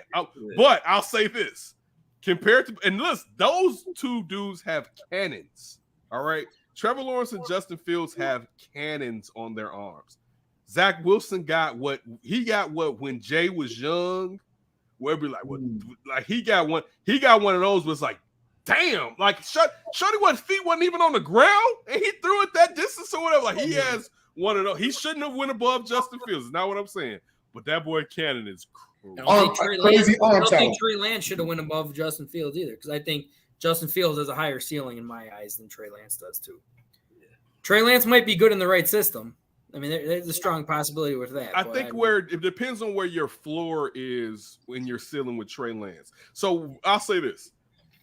Me and my producers used to go back and forth because we thought the Bears wasn't going to have a chance to get Justin Fields and Trey Lance. We thought this was 2 years ago, and we was like, we want Trey Lance, right? Because we was like, okay, the Bears will be picking in the teens. Perhaps they can Trey Lance. And then it was like, damn, they're not going to be able to get Trey Lance or whatever. Trey Lance physically, his ceiling, because of his stature, his ceiling is, you could say, is higher than Justin's. But to your point, Frank, he doesn't have nowhere near the pedigree.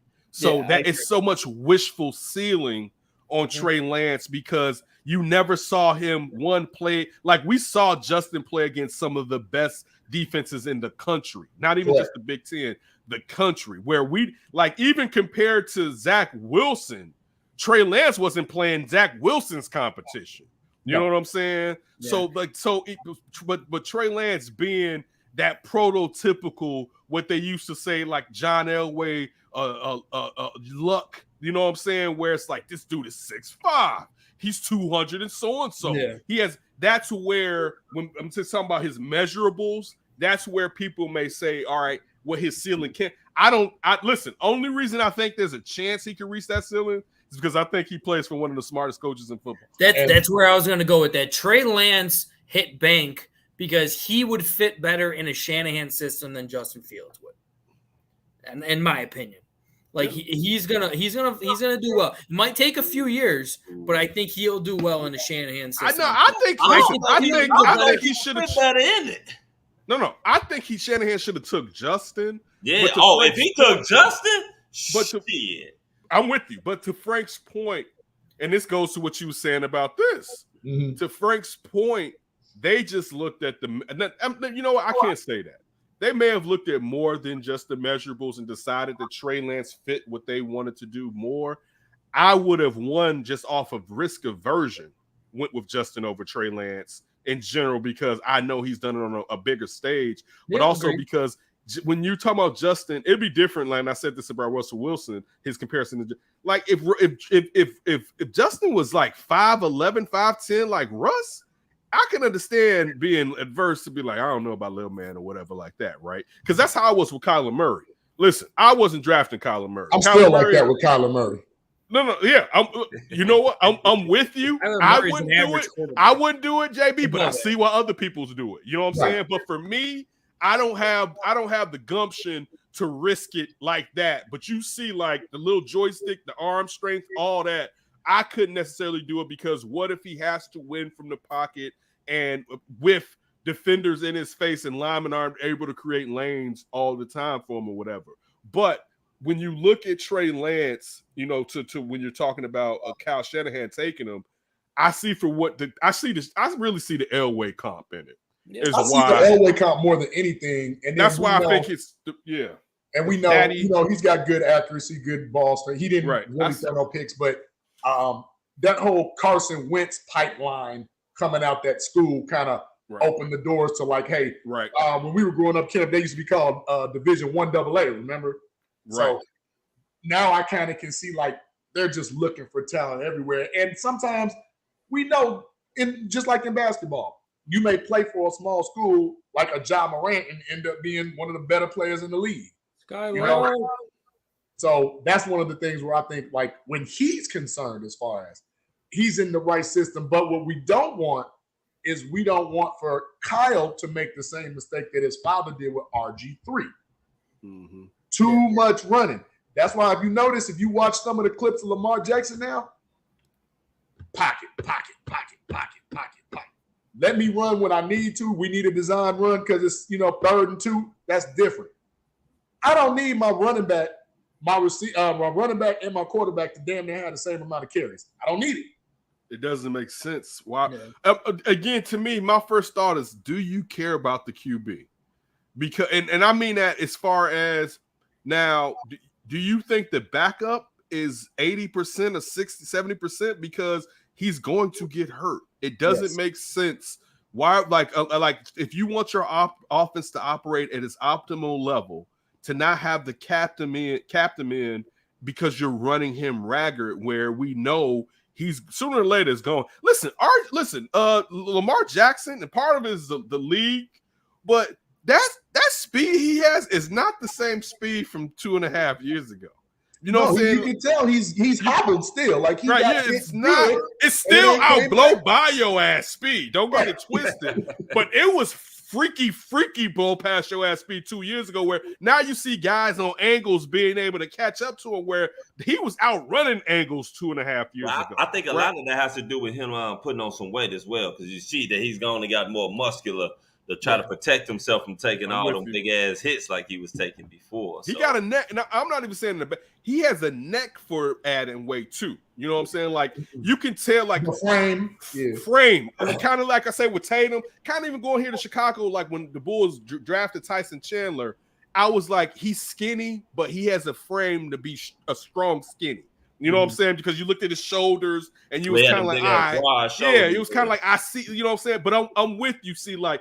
He has put on more weight, but it's still one of those things where they have to figure that situation out. And I still wonder, when we talk about Lamar, how much of this contract impasse has to do with the reality of you may not be here 1 year. And you know what I'm saying? Like, you brought up one of the greatest guys to ever do it, who had to retire and cut stone and come back to the Minnesota Vikings earlier, JB, and Randall Cunningham. Yep. And we think about they used to be able to kill people when Randall Cunningham played in the 80s, right? Like, just to see Randall Cunningham skinny, like we're talking about skinny self running around crazy, you know what I'm saying? And in the NFC East at the time, right?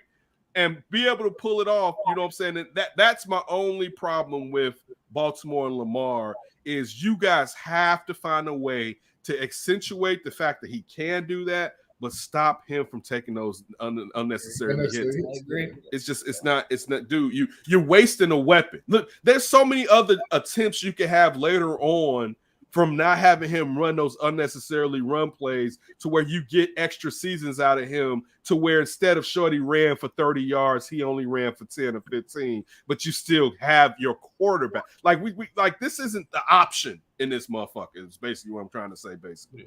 Yeah. Do we want to go to a quick commercial before we go Bulls? Yeah, we're going to go to a quick commercial, then we'll go Bulls time on the Bulls, and then we go ahead and get Ken out of here, because I know he pretty much got something to do besides watching these White Sox get their ass whooped. Yeah, I turned it off. So, all right, let's go to a quick commercial. Listen, shout out to my man Terrence from Chicago's Clubhouse podcast, from the Moores Brewing Company here in Chicago, Illinois. All right, we got bros out here putting out this for the Moores. It's tasty. I didn't even have to come on here lying about this. All right, this tastes like what I like when I drink a beer. I don't drink a beer often because I'm too big and I need to stay off of carbonated drinks, but this is the carbonated drink you need to open up and crack and take a sip. All right, if you want to come out of the dark ages, be educated. All right, get you some of this Moore's brew right here. It's definitely tasty. You can get it in Kimbark and High Park. Whoa. I thought we were a team. Where's Mines? And when are we getting in Tempe, Arizona? I guess we're going to have to find out, man. But everybody out there, for here from Chicago, go to Kimbark and pick you up some Moores.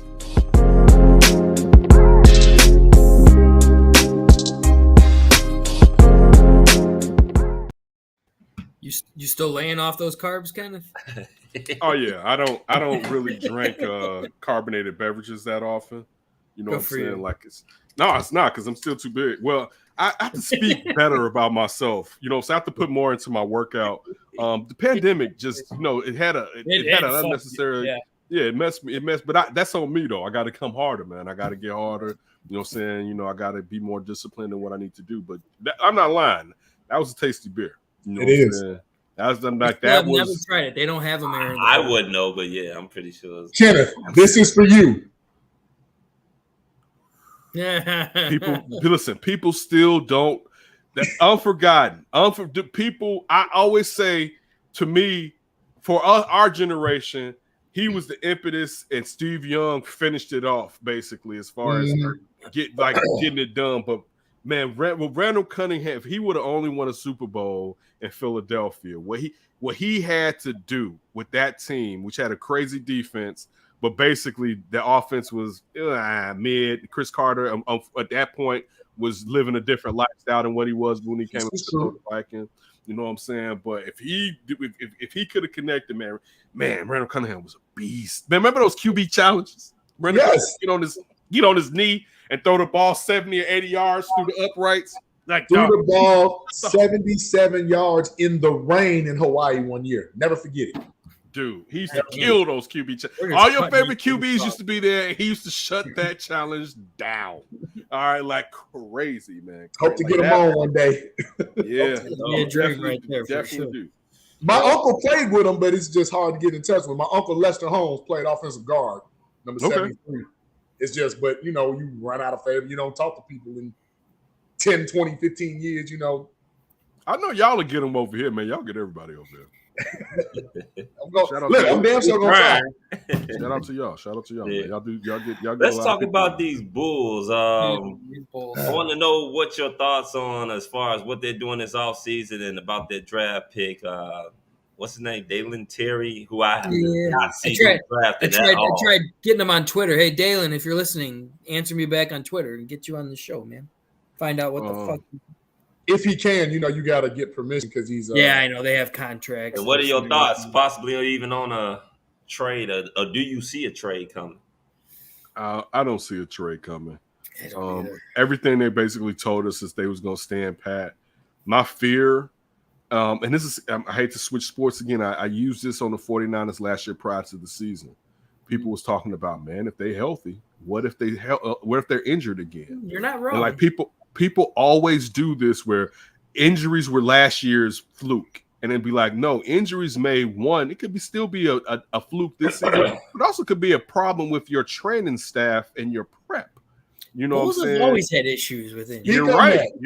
You're totally right. We could go to the Luau Dang situation back in the days, but so we could go to Derek not feeling that he was ready to come back, but the pressure was put on him to come back earlier. And guess who seemed like they was probably right? Derek, right? Because he was not the same when he initially came back.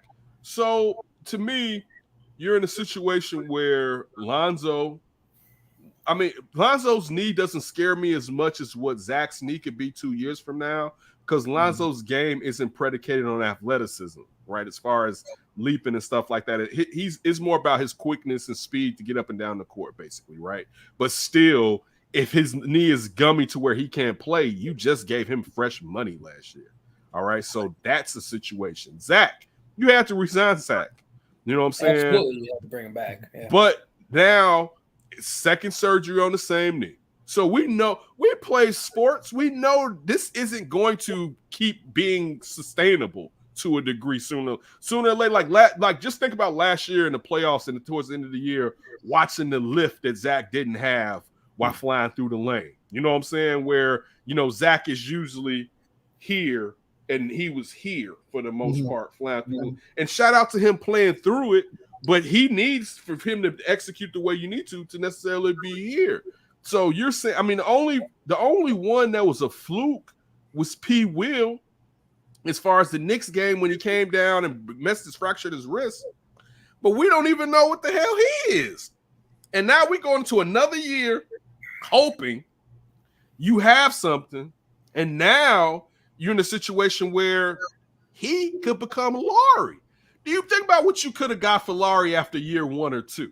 Yeah, you could. Now what I'm thinking, Think about after year one, you could have got something for Laurie, right? Now you'd be lucky to get a blonde white boy with the can jump and shoot like that. Yeah. What? Like you could have got something for Laurie, right? But now you're in year 3 of P. Will, where if there were teams out there that like, if he was with us, a lot of them now are starting to be like, well, this may be who he is. So it's where I get them standing pat. But you guys, when the playoffs kicked off and you didn't have your whole accoutrement of players or whatever, but we saw it was levels to this when the playoffs kicked off. It was all size when the playoffs was there. Right. All true. Size killed us. Dog. All right. Because they lack someone that people are afraid of. Right. Yeah. You saw the situation with Grayson Rudy Allen. Gobert, right, Falmouth? Yeah, I'm just I don't know if people are afraid of Rudy though. Ain't nobody afraid. You're afraid of Rudy. Eiffel Tower, shit. You know what I'm saying? This is the thing. And if we're flipping over now to Rudy Gobert, all the Utah Jazz wanted was Patrick Williams. They wanted Patrick Williams, Vooch, and a first-round draft pick for Rudy Gobert. Are you sure about that? Because I got a feeling they wanted way. I would have took 4. They got who knows if that's they got 4 first-round picks. All right, let's pop this shit up because I actually I wanted to make sure I had this. Hey, it better not be no shit from heavy.com because that's some of the biggest bullshit. But don't pull it up, Frank. Shit. No, I'm not pulling it up. I'm just gonna say it. Okay. And I mean, I'm just saying. No, I'm not saying. I don't know if that's true about the Bulls situation. That's just what I heard. They wanted Patrick Williams. The Bulls said we're not offering Patrick Williams, and that's where it ended. I mean, you look at it. Rudy Gobert at the end of his contract is going to be making $46 million. Agreed. He's and a he guy that you won't be able to play in the fourth quarter. You can't Right. play him in the fourth quarter. His free throw shooting is terrible. They exposed his ass when he played. Who was that? Dallas? Where they kept putting his big ass in the pick and roll. Yes. Yeah. I mean, we can't have that shit. And then also, I know people give Vooch his shit. Okay, I get it. Vooch had a bad year. I don't expect you that. You blame the front office. You blame AK and you blame Mark because, first of all, the thing is this. You know that you have an offensively talented center, but you have no fucking defensive guy next to him. Instead, so why the you have fuck are Patrick you not Williams. helping him? And then got the whole fan base, everybody around the NBA talking about this guy like as if he's fucking ass. But you knew what his fucking gifts was offensive. Yep. He was one of the few big men in the league that's a legit 7-footer that can go inside and out. But he can't play fucking defense. But if you don't put a defensive, you don't bring another extra guy that can next grab rebounds. And then you sit up here and you look up and you wonder why you're getting your ass whooped because you want to play small ball. And let's not even get on Billy D overrated ass. Take your ass back to college. Yeah, that's who I have. Go back to fucking college. That's my biggest issue. If I see that son of a bitch on a goddamn sideline again, just chewing that gum, looking stupid as hell while we getting our Will ass Smith whooped his ass, aren't you? because we don't know Will how Smith to sit his up ass. there and fucking counter anything anybody else does, make any type of fucking adjustments. I'm gonna lose it. So I want to ask each one of you this question because this kind of, in my opinion, solidifies the thought process. What is Patrick Williams to you all? Start with you, Katie. A kid that has nice fundamentals and nice skill for his size, but I don't know necessarily if that translates to dominance or being a frontline winner. You know what I'm saying? Like, if we're saying he has everything that I said, and he's like the 4th or 5th most important player on your team, I could see that for the iteration of Patrick Williams that we have right now. If he doesn't gain an edge on both offense and defense, because to go with what you were saying, see, they think he's supposed to be that dude. Like that's what they believe as far as everything that you said. Like Vooch, they looked at Vooch as we're not getting Joker, so we're going to get us a center that can initiate the offense from the elbows and up top. You know what I'm saying? Because they tried to see if what's his name, Wendell Carter Jr. could do that, and he showed he couldn't. He showed he couldn't, right? So that's why when they did all that, Wendell Carter Jr. was shooting threes, and we gonna run the offense through him. They were trying to see if they could do what they do with Vooch. But the problem is, to everything that you said, you didn't protect Vooch because the crazy thing about Vooch is this. I know he tries. Like, for instance, if Vooch didn't try, I would have his ass. Yeah. You know what I'm saying? Like, if it was a situation where, you know, he can only get this far off the ground, but one thing he got a lot better of last year is anticipation blocks. So he wasn't meeting cats at the apex. He was meeting you when you was bringing the ball up. Right. Steals too. Steals smart, yes, steals too. But like, so I'm totally with you on leaving Vooch out there to hang. But to JB, your point, they thought that Patrick Williams could do that. As of right now, to be honest with you, and as old as I am, I don't see it because he hasn't shown consistency. Now, if you want me to go into my Chicago fandom, I definitely want to find out. But like I said, I'm to the point now, for instance, if you could have got him off and gotten John Collins for something, I would have made the move, to be honest with you. See, Chris, you making that look. I said the same thing. Thank you. I'm gonna tell you why. I'm gonna tell you why. Because Collins has his flaws. He's not gonna be the quote unquote perimeter defender as far as switching off on the best perimeter guy that you think Patrick Williams should be. They don't have a hold your head person on this team. Not at all. And it's not even just hold your head because he may dunk on you. It's also active. Like, somebody has to be the guy that, like, if you go back to the Grayson Allen situation, right? I remember like 4 days later, they're in Indy, and they get into it with Domantas Sabonis, and DeMar goes and puts his hand on Domantas Sabonis, like, man, calm down, relax, and try to move. He wasn't even trying to like diss Domantas. He was just trying to calm him down and move him out of the altercation. Domantas Sabonis demonstratively threw his hands off with disrespect, like, get your damn hands off of me. And at that point, I was like, and this is some old in the NBA. I was like, they needed an enforcer. Like, you have to have somebody, and that's to the part with the Collins thing.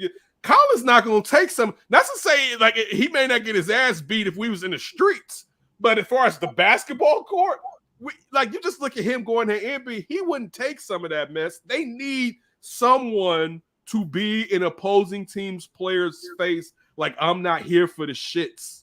You know what I'm saying? Like, they just do. And to a degree, I don't think that's supposed to be who Patrick Williams is supposed to be when it comes to his behavior, but I think it's supposed to be who they would want it to be when it comes to his physicality. And you still don't see that from his physicality. And that's why it's like, how long are we going to wait and make the same mistake? And I don't know if it's worth waiting for everybody to be out and you really don't get anything for them. It's going to be too late. What you think, and, Frank? Like, what you think? I do see Patrick Williams having a high ceiling. I really do. I just don't see it here. That is my main issue here, is we have too many ball-dominant players where Patrick Williams is not. I'm not going to say he needs to improve in it. He will not be aggressive. That's just how it is. He's not a power forward. He needs to stay at a small forward. Who knows? This could be DeMar DeRozan's last year with us. And Patrick Williams, who's working out with DeMar DeRozan, they'll probably be looking to take that next step to replace DeMar DeRozan next year. So maybe that's why they're not moving him.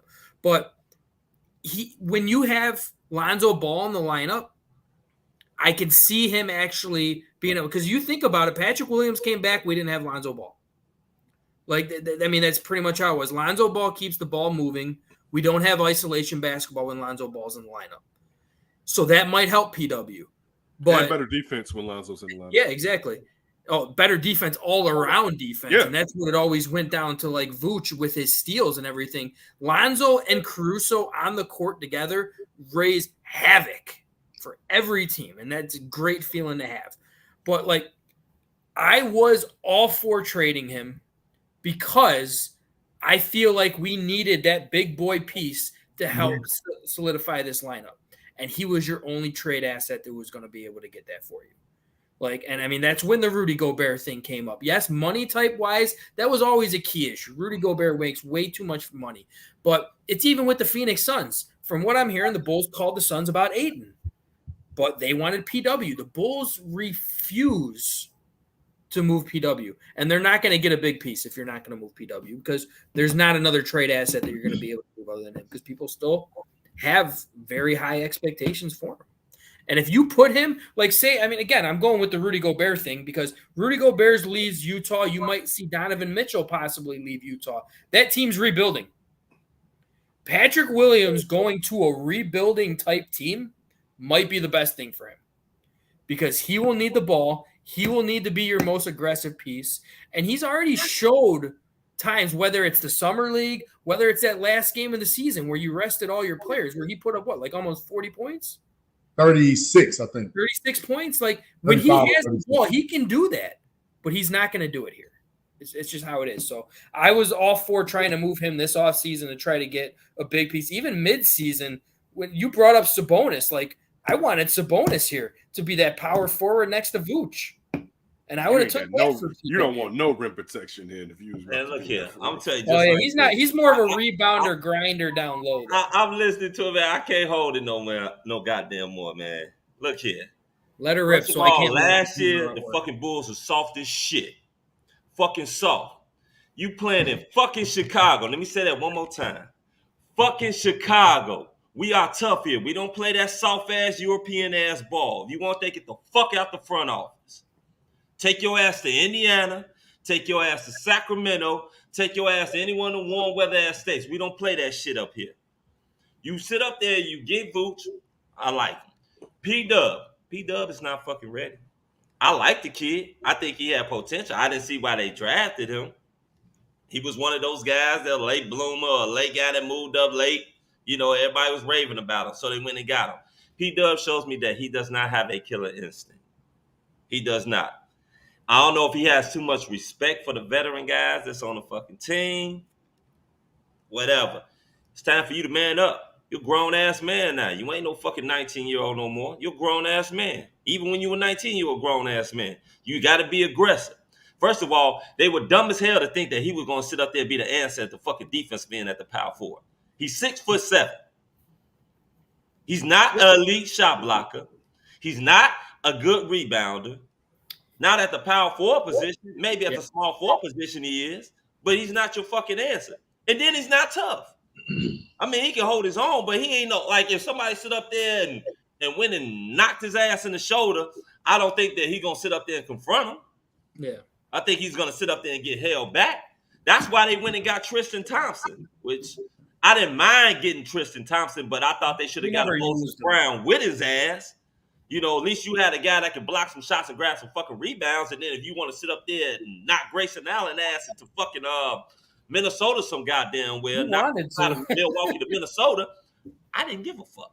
Good. Yeah, he wanted Grayson Allen, man. Shit, I'm publicly John Chaney time when he sit up there and said, shit, fuck it, I'm gonna let them goons loose. That's what you need here. You sitting up there, you coming out here with this shit, and then it's all season. How many fucking guards we got this all season? 6.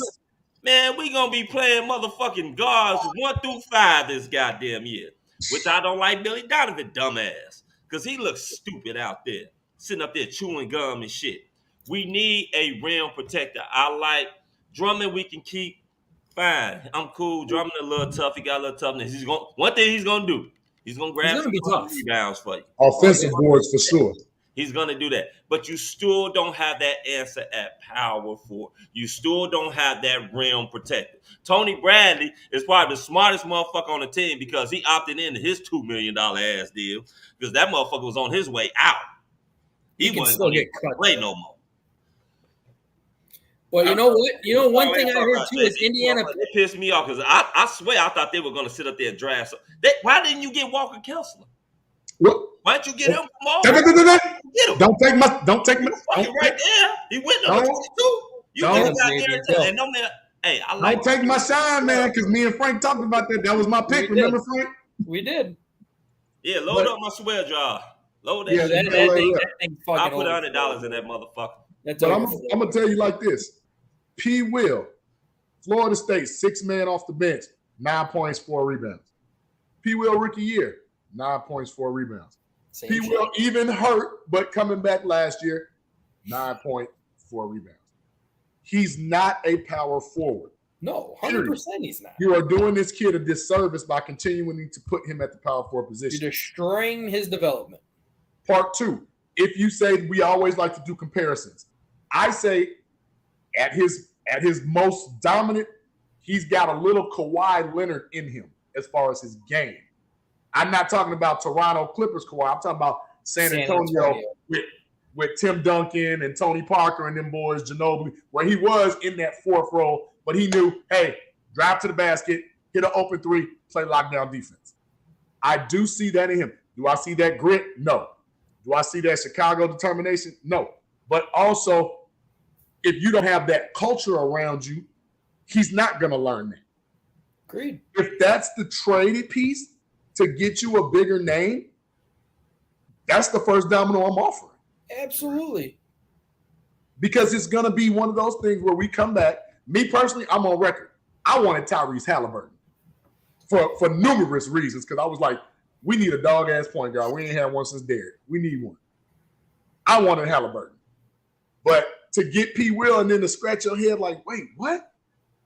And then you like, wait a minute, that's the kid with the little Kwame in his head that played the Florida State ACC championship game? Kwame in his head. That's how I think, bro. That's how I think. Wait, real quick. Let me interrupt you before you kick back in, right? Yes. And then it's magnified by the point that the next year it's like, wait, why mine's not like Scotty Barnes? Like, wait. They do that? I think they say Hamilton's kids. Wait, why mine's don't do the Scotty Barnes thing? Like, wait. That made it even worse, right there. Because I was looking like, hey, man, Scotty Barnes a dog, man. What's going on with, like, hey, Hamilton, what did you do to this boy? Right. You know what I'm saying? But then I look at other situations where it's like, okay, maybe if you put something around him, put him in that set. Because we had a guy by the name of Thaddeus Young, wasn't great. He was good. He was what we needed as far as being an enforcer, being a leader. He'll push you down. I remember a year Nazir Muhammad was out here well past his prime. LeBron got the run in his yap. He shoved him to the ground. We need some of that. We don't have anybody like SAWFT soft. Man, we're a fucking European team, man. Yeah. And that's what I said. I think you're doing a disservice to European teams, to be honest with you. Hey, no motherfuckers. I know they can ball. But they're not so like we're not talking about like the Tony Kukoc. Like they act like they rules allow them to get away with a lot more shit. But you got a lot of dogs allow too. them to do it, but they don't really like. Come on now, you put the bros out there playing in them goddamn European rules. Wait. I'm gonna just say this. The European rules now have changed more to the NBA. Back in my day, no, it was more. Hey man, don't touch me. When we were coming up, they were soft. But now it hasn't been like that in a long NBA's time. rule changing to allow guys to be in the lanes crazy. Right. Once they took the trappers, that's what I'm saying. As far it's not that Luka didn't get like that out. He physically is just a freak. Yeah, he's unfreaking believable. But like it's not as easy to play that style of ball as it was during the Dream Team era. Correct. When the Dream Team era, they was soft over there. Or you could go to Sabonis and throw a towel in his face when he came over here with the Portland Trailblazers because they were soft. It's like throwing towels in your daddy's. Rasheed Wallace throwing towels in your daddy's face. But now, like, no, those cats in the game over there. Let me say the game over there is rules. Their rules are a lot more. How can I put it? Their rules are soft. No. Their rules they get away more physicality. They rules are soft. Their rules are actually more physical than ours. Yes. But the rules of theirs are a lot tougher than our shit is. Our shit is fucking terrible. We're the ones that change when they evolve. Yes. Like they can still, when the ball's in the rim, they can knock it off the rim and stuff like that. Yeah, our rules are different. Now, this is the thing. Soft. But the rules. I love basketball. I love basketball, but when all I think about is when I see this cupcake fouls and everything, I just sit in front of the TV like this. You're all a bunch of fucking assholes. I agree. It's serious. Like I just picture myself watching those 90 Bulls and watching Jordan get punched in the face, and then I see a sprained ankle, and all of a sudden the person who's right next to him gets kicked out of the game or something because somebody else sprains his ankle.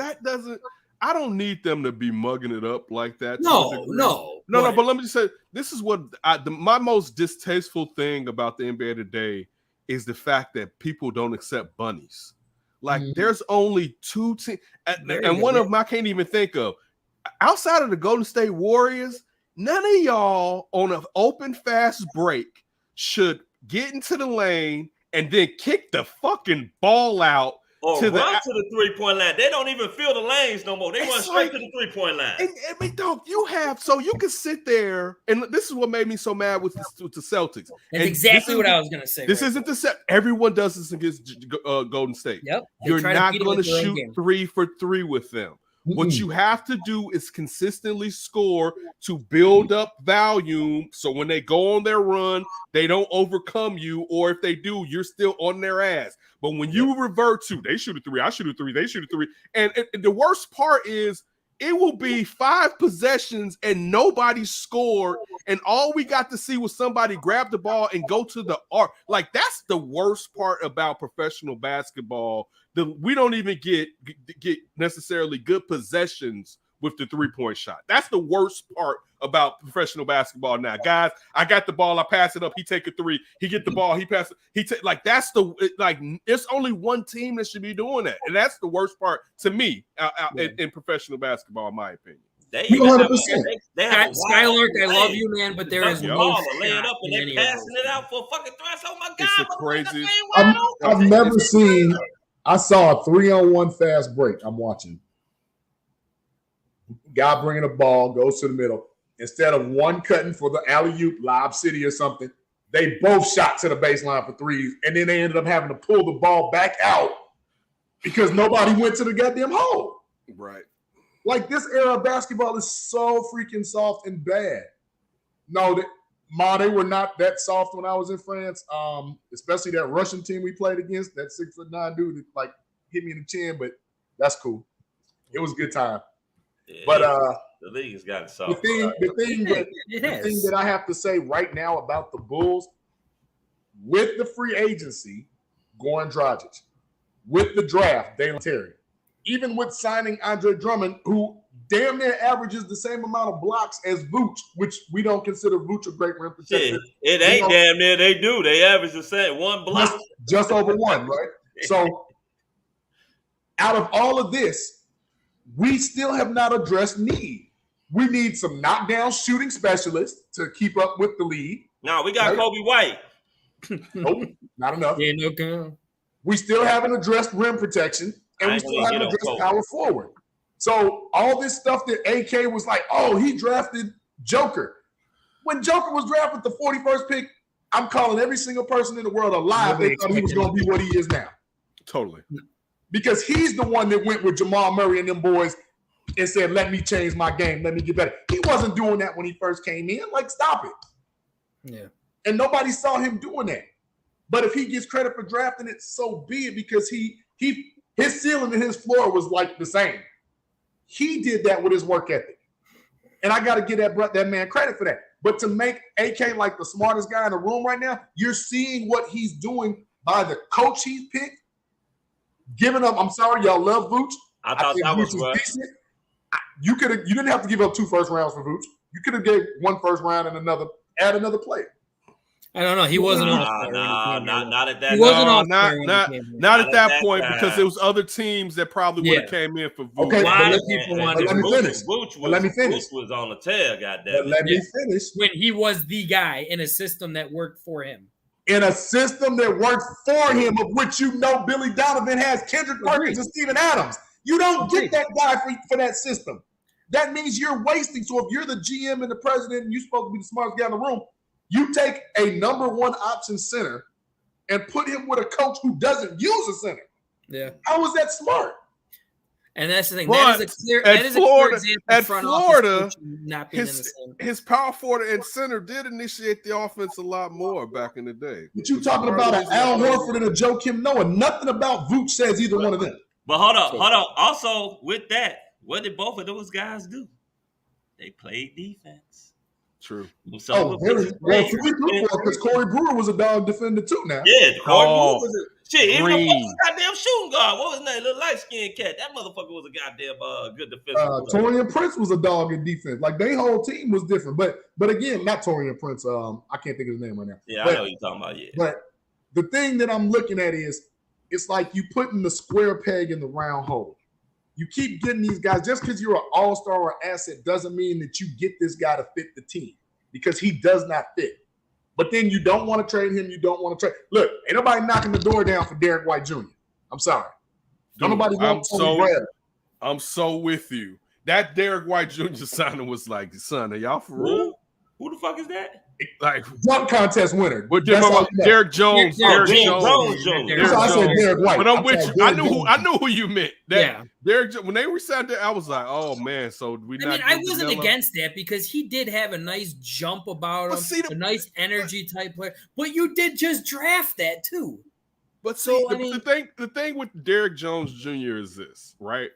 Now, if you was able to sign Danilo Gallinari, right? And you brought him, did that. I would have done it. I would have jumped on that. Like that'd have been my first. I would have done because they need more scoring from bigger positions and guys that can open down those shots. But this is the point I'm trying to make. If you would have signed Danilo and then re-signed Derek Jones Jr., I'd be like, I like that, because now you're looking at, all right. So if we're in a situation where we're worried about Ganelo's defense, I know I can put in and supplement Derek Jones Jr. to come in here. One, at times now we know he can knock down an open shot. But when you don't bring in a scorer like Danilo, now you're telling me you're expecting Derek Jones Jr. to perhaps fill out something of that role when we know that's not who he is. Like, he's a lower piece than that. And for them to be like, well, he still has this role, it's like you guys, either you're not getting it or you can't get it, basically. You know what I'm saying? So a rim protector, I'm fine. And then you want to bring in Gallinari, fine. But that's the reason why I didn't want a Gallinari. Because you still, even if you bring in a Gallinari, you still don't have a fucking rim protector. Yeah, you still don't have I'm with you on that, Chris. But the thing is, you still needed more scoring. And from like, you need three issues, and we ain't addressed now one of them. Because did Boston need 14 last year? You said what? I said Dragic got you what? 14 last year? 14 what? I think he averaged like 14. Minutes? No, he didn't. Minutes? No, and he shot 24. He averaged he had his worst year last year. The last 3 seasons he shot under 25% from three. That was a dumbass. No, you know what move that was? That was a Vooch move. Hey, get my boy. Right. Yeah. Are you trading? I mean, this is the thing. Go ahead. When you break into Dragic, who are you moving off of? For those shit, hell, they got about 8 people from I know, but that's goddamn small forward. that's the only thing you can think of is if there's a trade out there somewhere. Yeah. Like that's it better be one shit. You would have made that. Because we have a ridiculous amount of small forwards and shooting guards right now. Point guards. Point guards. Small players. Let's just say that. So to address your point, if you are saying that one of them might be up for trade, that's kind of like back channel conversations, thinking that the team I'm talking to actually wants one of these guys. Yeah. But what you hear is somebody wants Kobe White, but they want Patrick Williams with him. Or they'll take Kobe and Caruso, but they want Vooch with them. Like, there's a bigger fish that they want to gather, and they'll take the other guys to pick up the salary. Unless you're just going to right now gives you nothing until the playoffs. Yeah, unless you're going to go out there and just try to find a shooter, just a basic, solid 3-point shooter that isn't going to really, like a Gallinari, who isn't really going to give you that much more, just shooting. But the Bulls need that too. Hey, check this out. Let's go ahead and wrap it up. Let's get our final words in, and then we go ahead and wrap this up. I know, Ken, we appreciate you. I know you've been on here for a minute with us, brother. So we're going to just go ahead and get our final words, and we're going to wrap this on up. Listen, I just want to say that shout out to you all. Appreciate you all bringing me on. Everybody in Chicago Clubhouse, you know what I'm saying, JB, Frank, and Chris. Definitely Frank and Chris, it's nice to meet you guys. Yeah, I know. JB, it's nice to see you again, JB. I'm drinking on my orange juice. You know what I'm saying? And I see our man Terrence. I did say pontificate, Terrence. And if you don't like it, just don't bring my ass over here. But I'm just playing. And Terrence too. But you appreciate the space. Look, Bears, we'll see. And I'm sure I'll be back on, and we will light that ass up. All right, if definitely needed. I'm gonna say what's worse though, because we have the expectations we have for the Bears aren't high, right? But we finally had a year where the Bulls mattered again. You know what I'm saying? Shout out to your moms right there too. Love that mom, man. Shout She is Mom the Holmes. mom of the podcast, man. But like we finally had like one thing you all have noticed. It's nothing like the Bulls in the playoffs, right? Because you could be somewhere and you hear old black women be like, "You gonna go watch the game?" And you'd be like, "What's the game?" And they'd be like, "The Bulls," right? And you'd be like, "Oh, okay." And only when the Bulls in the playoffs do black people call the game the Bulls or whatever, right? And that's what you miss about like people that didn't grow up with the like when I was a kid, the Bulls was in the playoffs. You know what I'm saying? Even if they was losing to Detroit, they was in the playoffs, right? Yeah. So it's like to these generations that didn't grow up with what the Bulls meant to Chicago, the fabric of Chicago is messed up. And now they're in a situation where they're in it, but now we all know that it's a ceiling on this team. And it's like it seems like the front office isn't trying to crack through that ceiling, and that's what kind of makes it disappointing. And then the White Sox, man, I won't even touch on that, man. I want y'all to have a good evening. I mean, I guess we're not the Cubs. You know what? That's so low hanging. Cubs are expected to be that bad, though. That's different. Right. And they won one. They got one in their back pocket, right? Yeah, like, regardless of what you say, it's not an old championship. That's a recent World Series. We got an old one, damn near 20 years. We got an old, like they got a World Series. No, it's hard to win the World Series. That's what happens when you got a rising door. Yeah, me being a Sox fan, I will say, and I was still happy as hell as a Sox fan that the Cubs finally won. So happy. Yeah. But there is no excuse whatsoever that this team ever has to fucking rebuild. They are the third highest franchise in baseball. There is no reason for them to rebuild. They can spend money to go out and get players. They're cheap asses.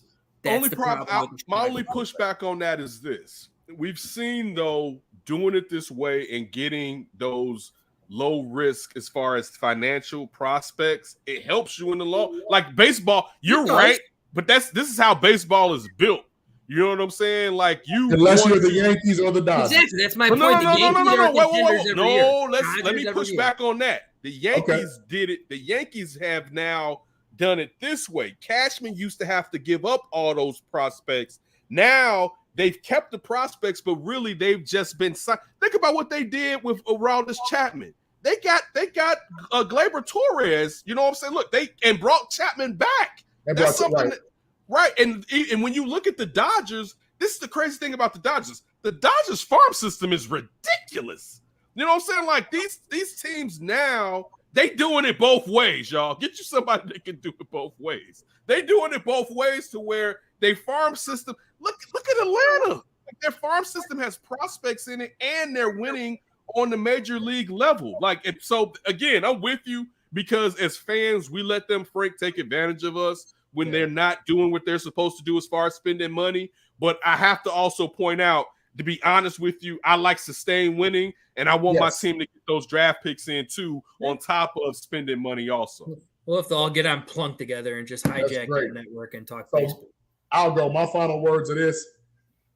Sox, get rid of the old man falling asleep in the dugout. Please pick up Ozzie. As far as the Bulls, get rid of Donovan, get rid of AK. Let's get some real basketball people in here. Basketball people. And with the Bears, cautiously optimistic that's going to be my phrase that pays. That's the Bears slogan right now. It's always a pleasure to talk to you, my brother. I love when we chop it up. Definitely. Hey, appreciate you, kid. Hey, we're going to have you on here again, man. It was fun time talking to you, brother. I'm going to continue to watch your podcast because I love listening to you and Tony go back and forth with y'all banter sometimes and whoever else y'all bring on. So I appreciate it. If you want to go ahead and promote it, you know what I'm saying, let us know where we can catch you at. Please, yes. Definitely the Under Center podcast for NBC Sports, Bears Dedicated. My own show, That Davis Show, and follow me on social media platforms at That Davis. Also at 5 p.m. some days, weekdays, you can catch me on The Rush for NBC on all your platforms, YouTube, Facebook, or whatever, at 5 p.m., I should say, 5 p.m. So I'll be on there tomorrow. Today I was on there with Rob Schaefer from Bulls Talk Podcast, and also was a beat writer for the Bulls for NBC Sports. So that's where you can find me. Everybody be safe, man. You know, it's hard times out here, so cheer up, because this sucks out here, to be honest with you. But I can say this, you guys brought some levity and some enjoyment to my night, and I appreciate it. Appreciate it, family. Always. Happy to have you on here, Back at you. Who else we got? Anyone else? Nah, that's about it. I'm just gonna go ahead and let Ken go. We can get our shout outs. Yeah, and we can call it a night. I gotta be at work. I'm working from home tomorrow, so I'm good. Kenneth, you have a good one, man. Take care.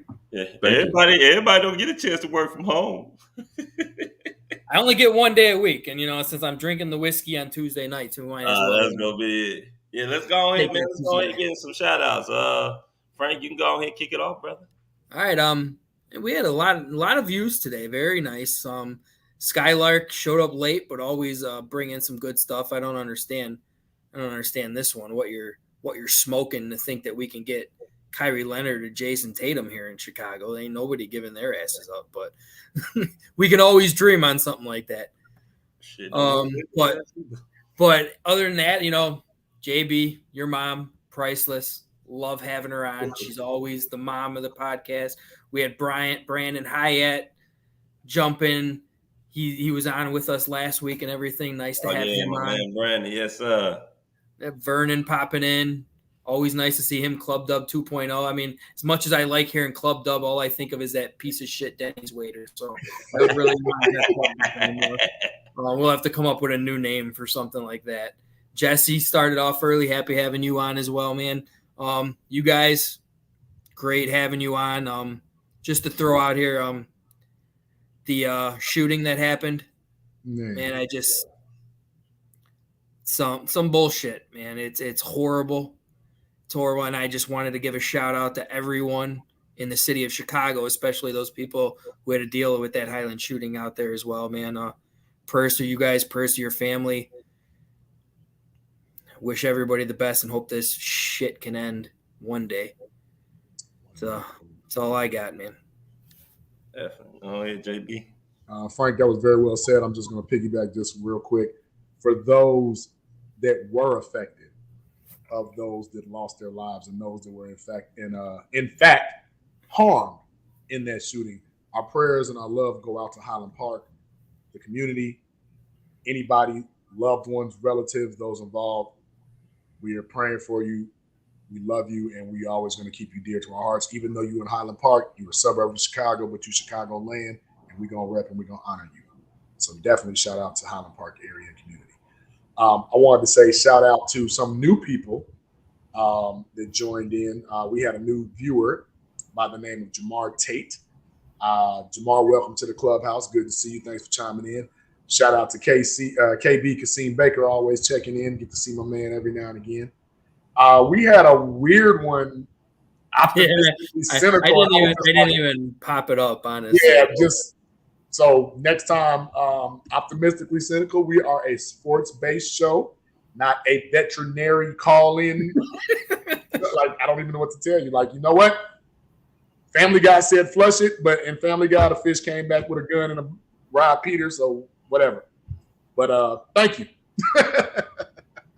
Kyle Bolton, also another new member that chimed in. Thank you, Kyle. Shout out to my moms, as usual, always checking in. Definitely a P1 of P1s. So always thanks. Shout out to SV, always watching, lurking in the background, never saying too much, but I know I got people in family that are watching. Shout out to Kenneth. Always love talking sports with that brother. Very knowledgeable, very articulate, and could get a little grimy. He had a little foul mouth in him tonight. Yeah, man. You can let off on this show. That's the right. thing. He brought it out. I was gonna tell him, like, man, go ahead and let loose. Yeah. NBC might not let him do that, but on the CCP, he was good. So love talking to that brother. Hopefully, when camp starts, maybe we can get down together, run into that brother, and talk some Bears. Shout out to you guys as usual, and man, Chicago it is. Yeah. Okay, let me give a shout out. First of all, my thoughts and prayers out to everybody that was affected by that Highland Park shooting. You know, it's just another prime example of what's going on in this world, which is it seems like year after year is getting worse and worse. You know, guns don't kill people; people kill people.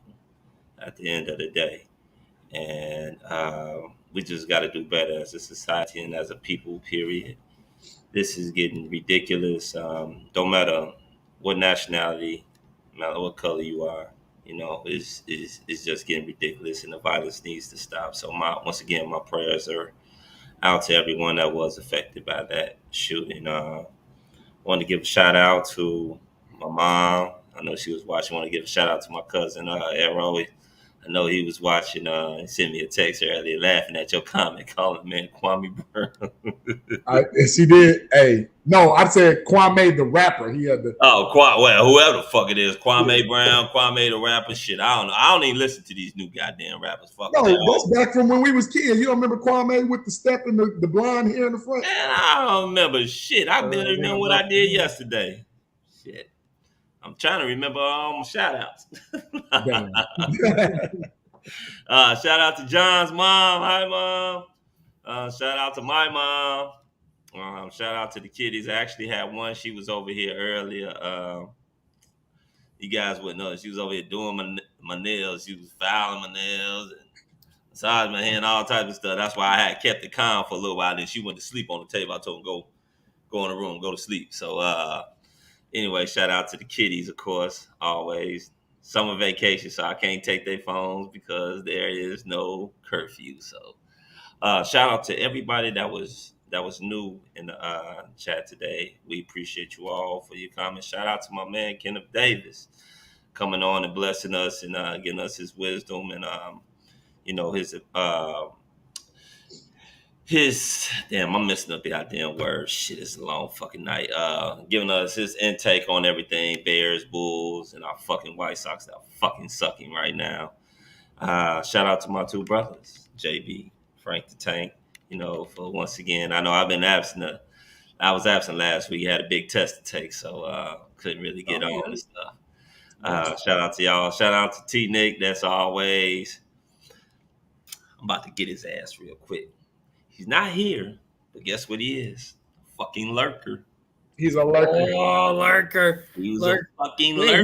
He did make one comment. He did make one comment. He sending messages and shit. He was lurking. Pontificate. Right. Yeah, shout out to him. And shout out to the whole city of the Chi, baby. We got to do better. We got to protect each other. We got to sit up there and stop this violence. Also, to you damn owners of these Chicago sports teams and to you front office people, I don't know if you noticed, but you guys can't actually contribute to this violence being turned down a little because I don't know if you noticed, you probably don't give a shit, but when our sports teams are winning, the violence is less. You know what? You're 100% correct on that. Right. Terrible. It might not be though if the Cubs and Sox ever get into a World Series together. Though. Oh shit! Yeah, God there'd be some burning down freaking cities if that was. Yeah. So start doing your fucking jobs that your overpriced asses are being paid for. Fucking do your job. Bring some players in. Try to get these franchises to winning. So us fans can be happy and a little less violent. And just the word in what we brought up with the Bulls situation and their marshmallow freaking basketball. Yeah, bring in some. We don't like soft shit here in Chicago, people. We don't. If you want soft shit, you can go ahead and retire your soft ass and go to fucking Florida some damn way. If you don't have the talent, I'd rather you bust your ass if you don't have the talent. If I'm not mistaken, next week we're supposed to have one of those former Bulls. We are. That was not soft. Oh my God, he was great. Loved him. So hopefully hopefully that's still sticks. A little day, we just give you a little dang, a little taste. I'm gonna go ahead and end this because I ain't gonna beat T nigga. I ain't gonna sit up here and be on this motherfucker for about 30 minutes. Maybe I'll put that up on the podcast. Like, who do we think Right. We got coming in next week. Who's that hard-nosed Bulls player? So That's for my man JB, Frank the Tank, and that lurker in the background, T Nick, on 5 Mile C. And guess what, baby? We out of there. Peace. This has been a Chicago Clubhouse Network production. T-Nick was a damn lurker, wasn't he? He's a fucking lurker. He was a lurker. What did they say? Free R. Kelly, lock up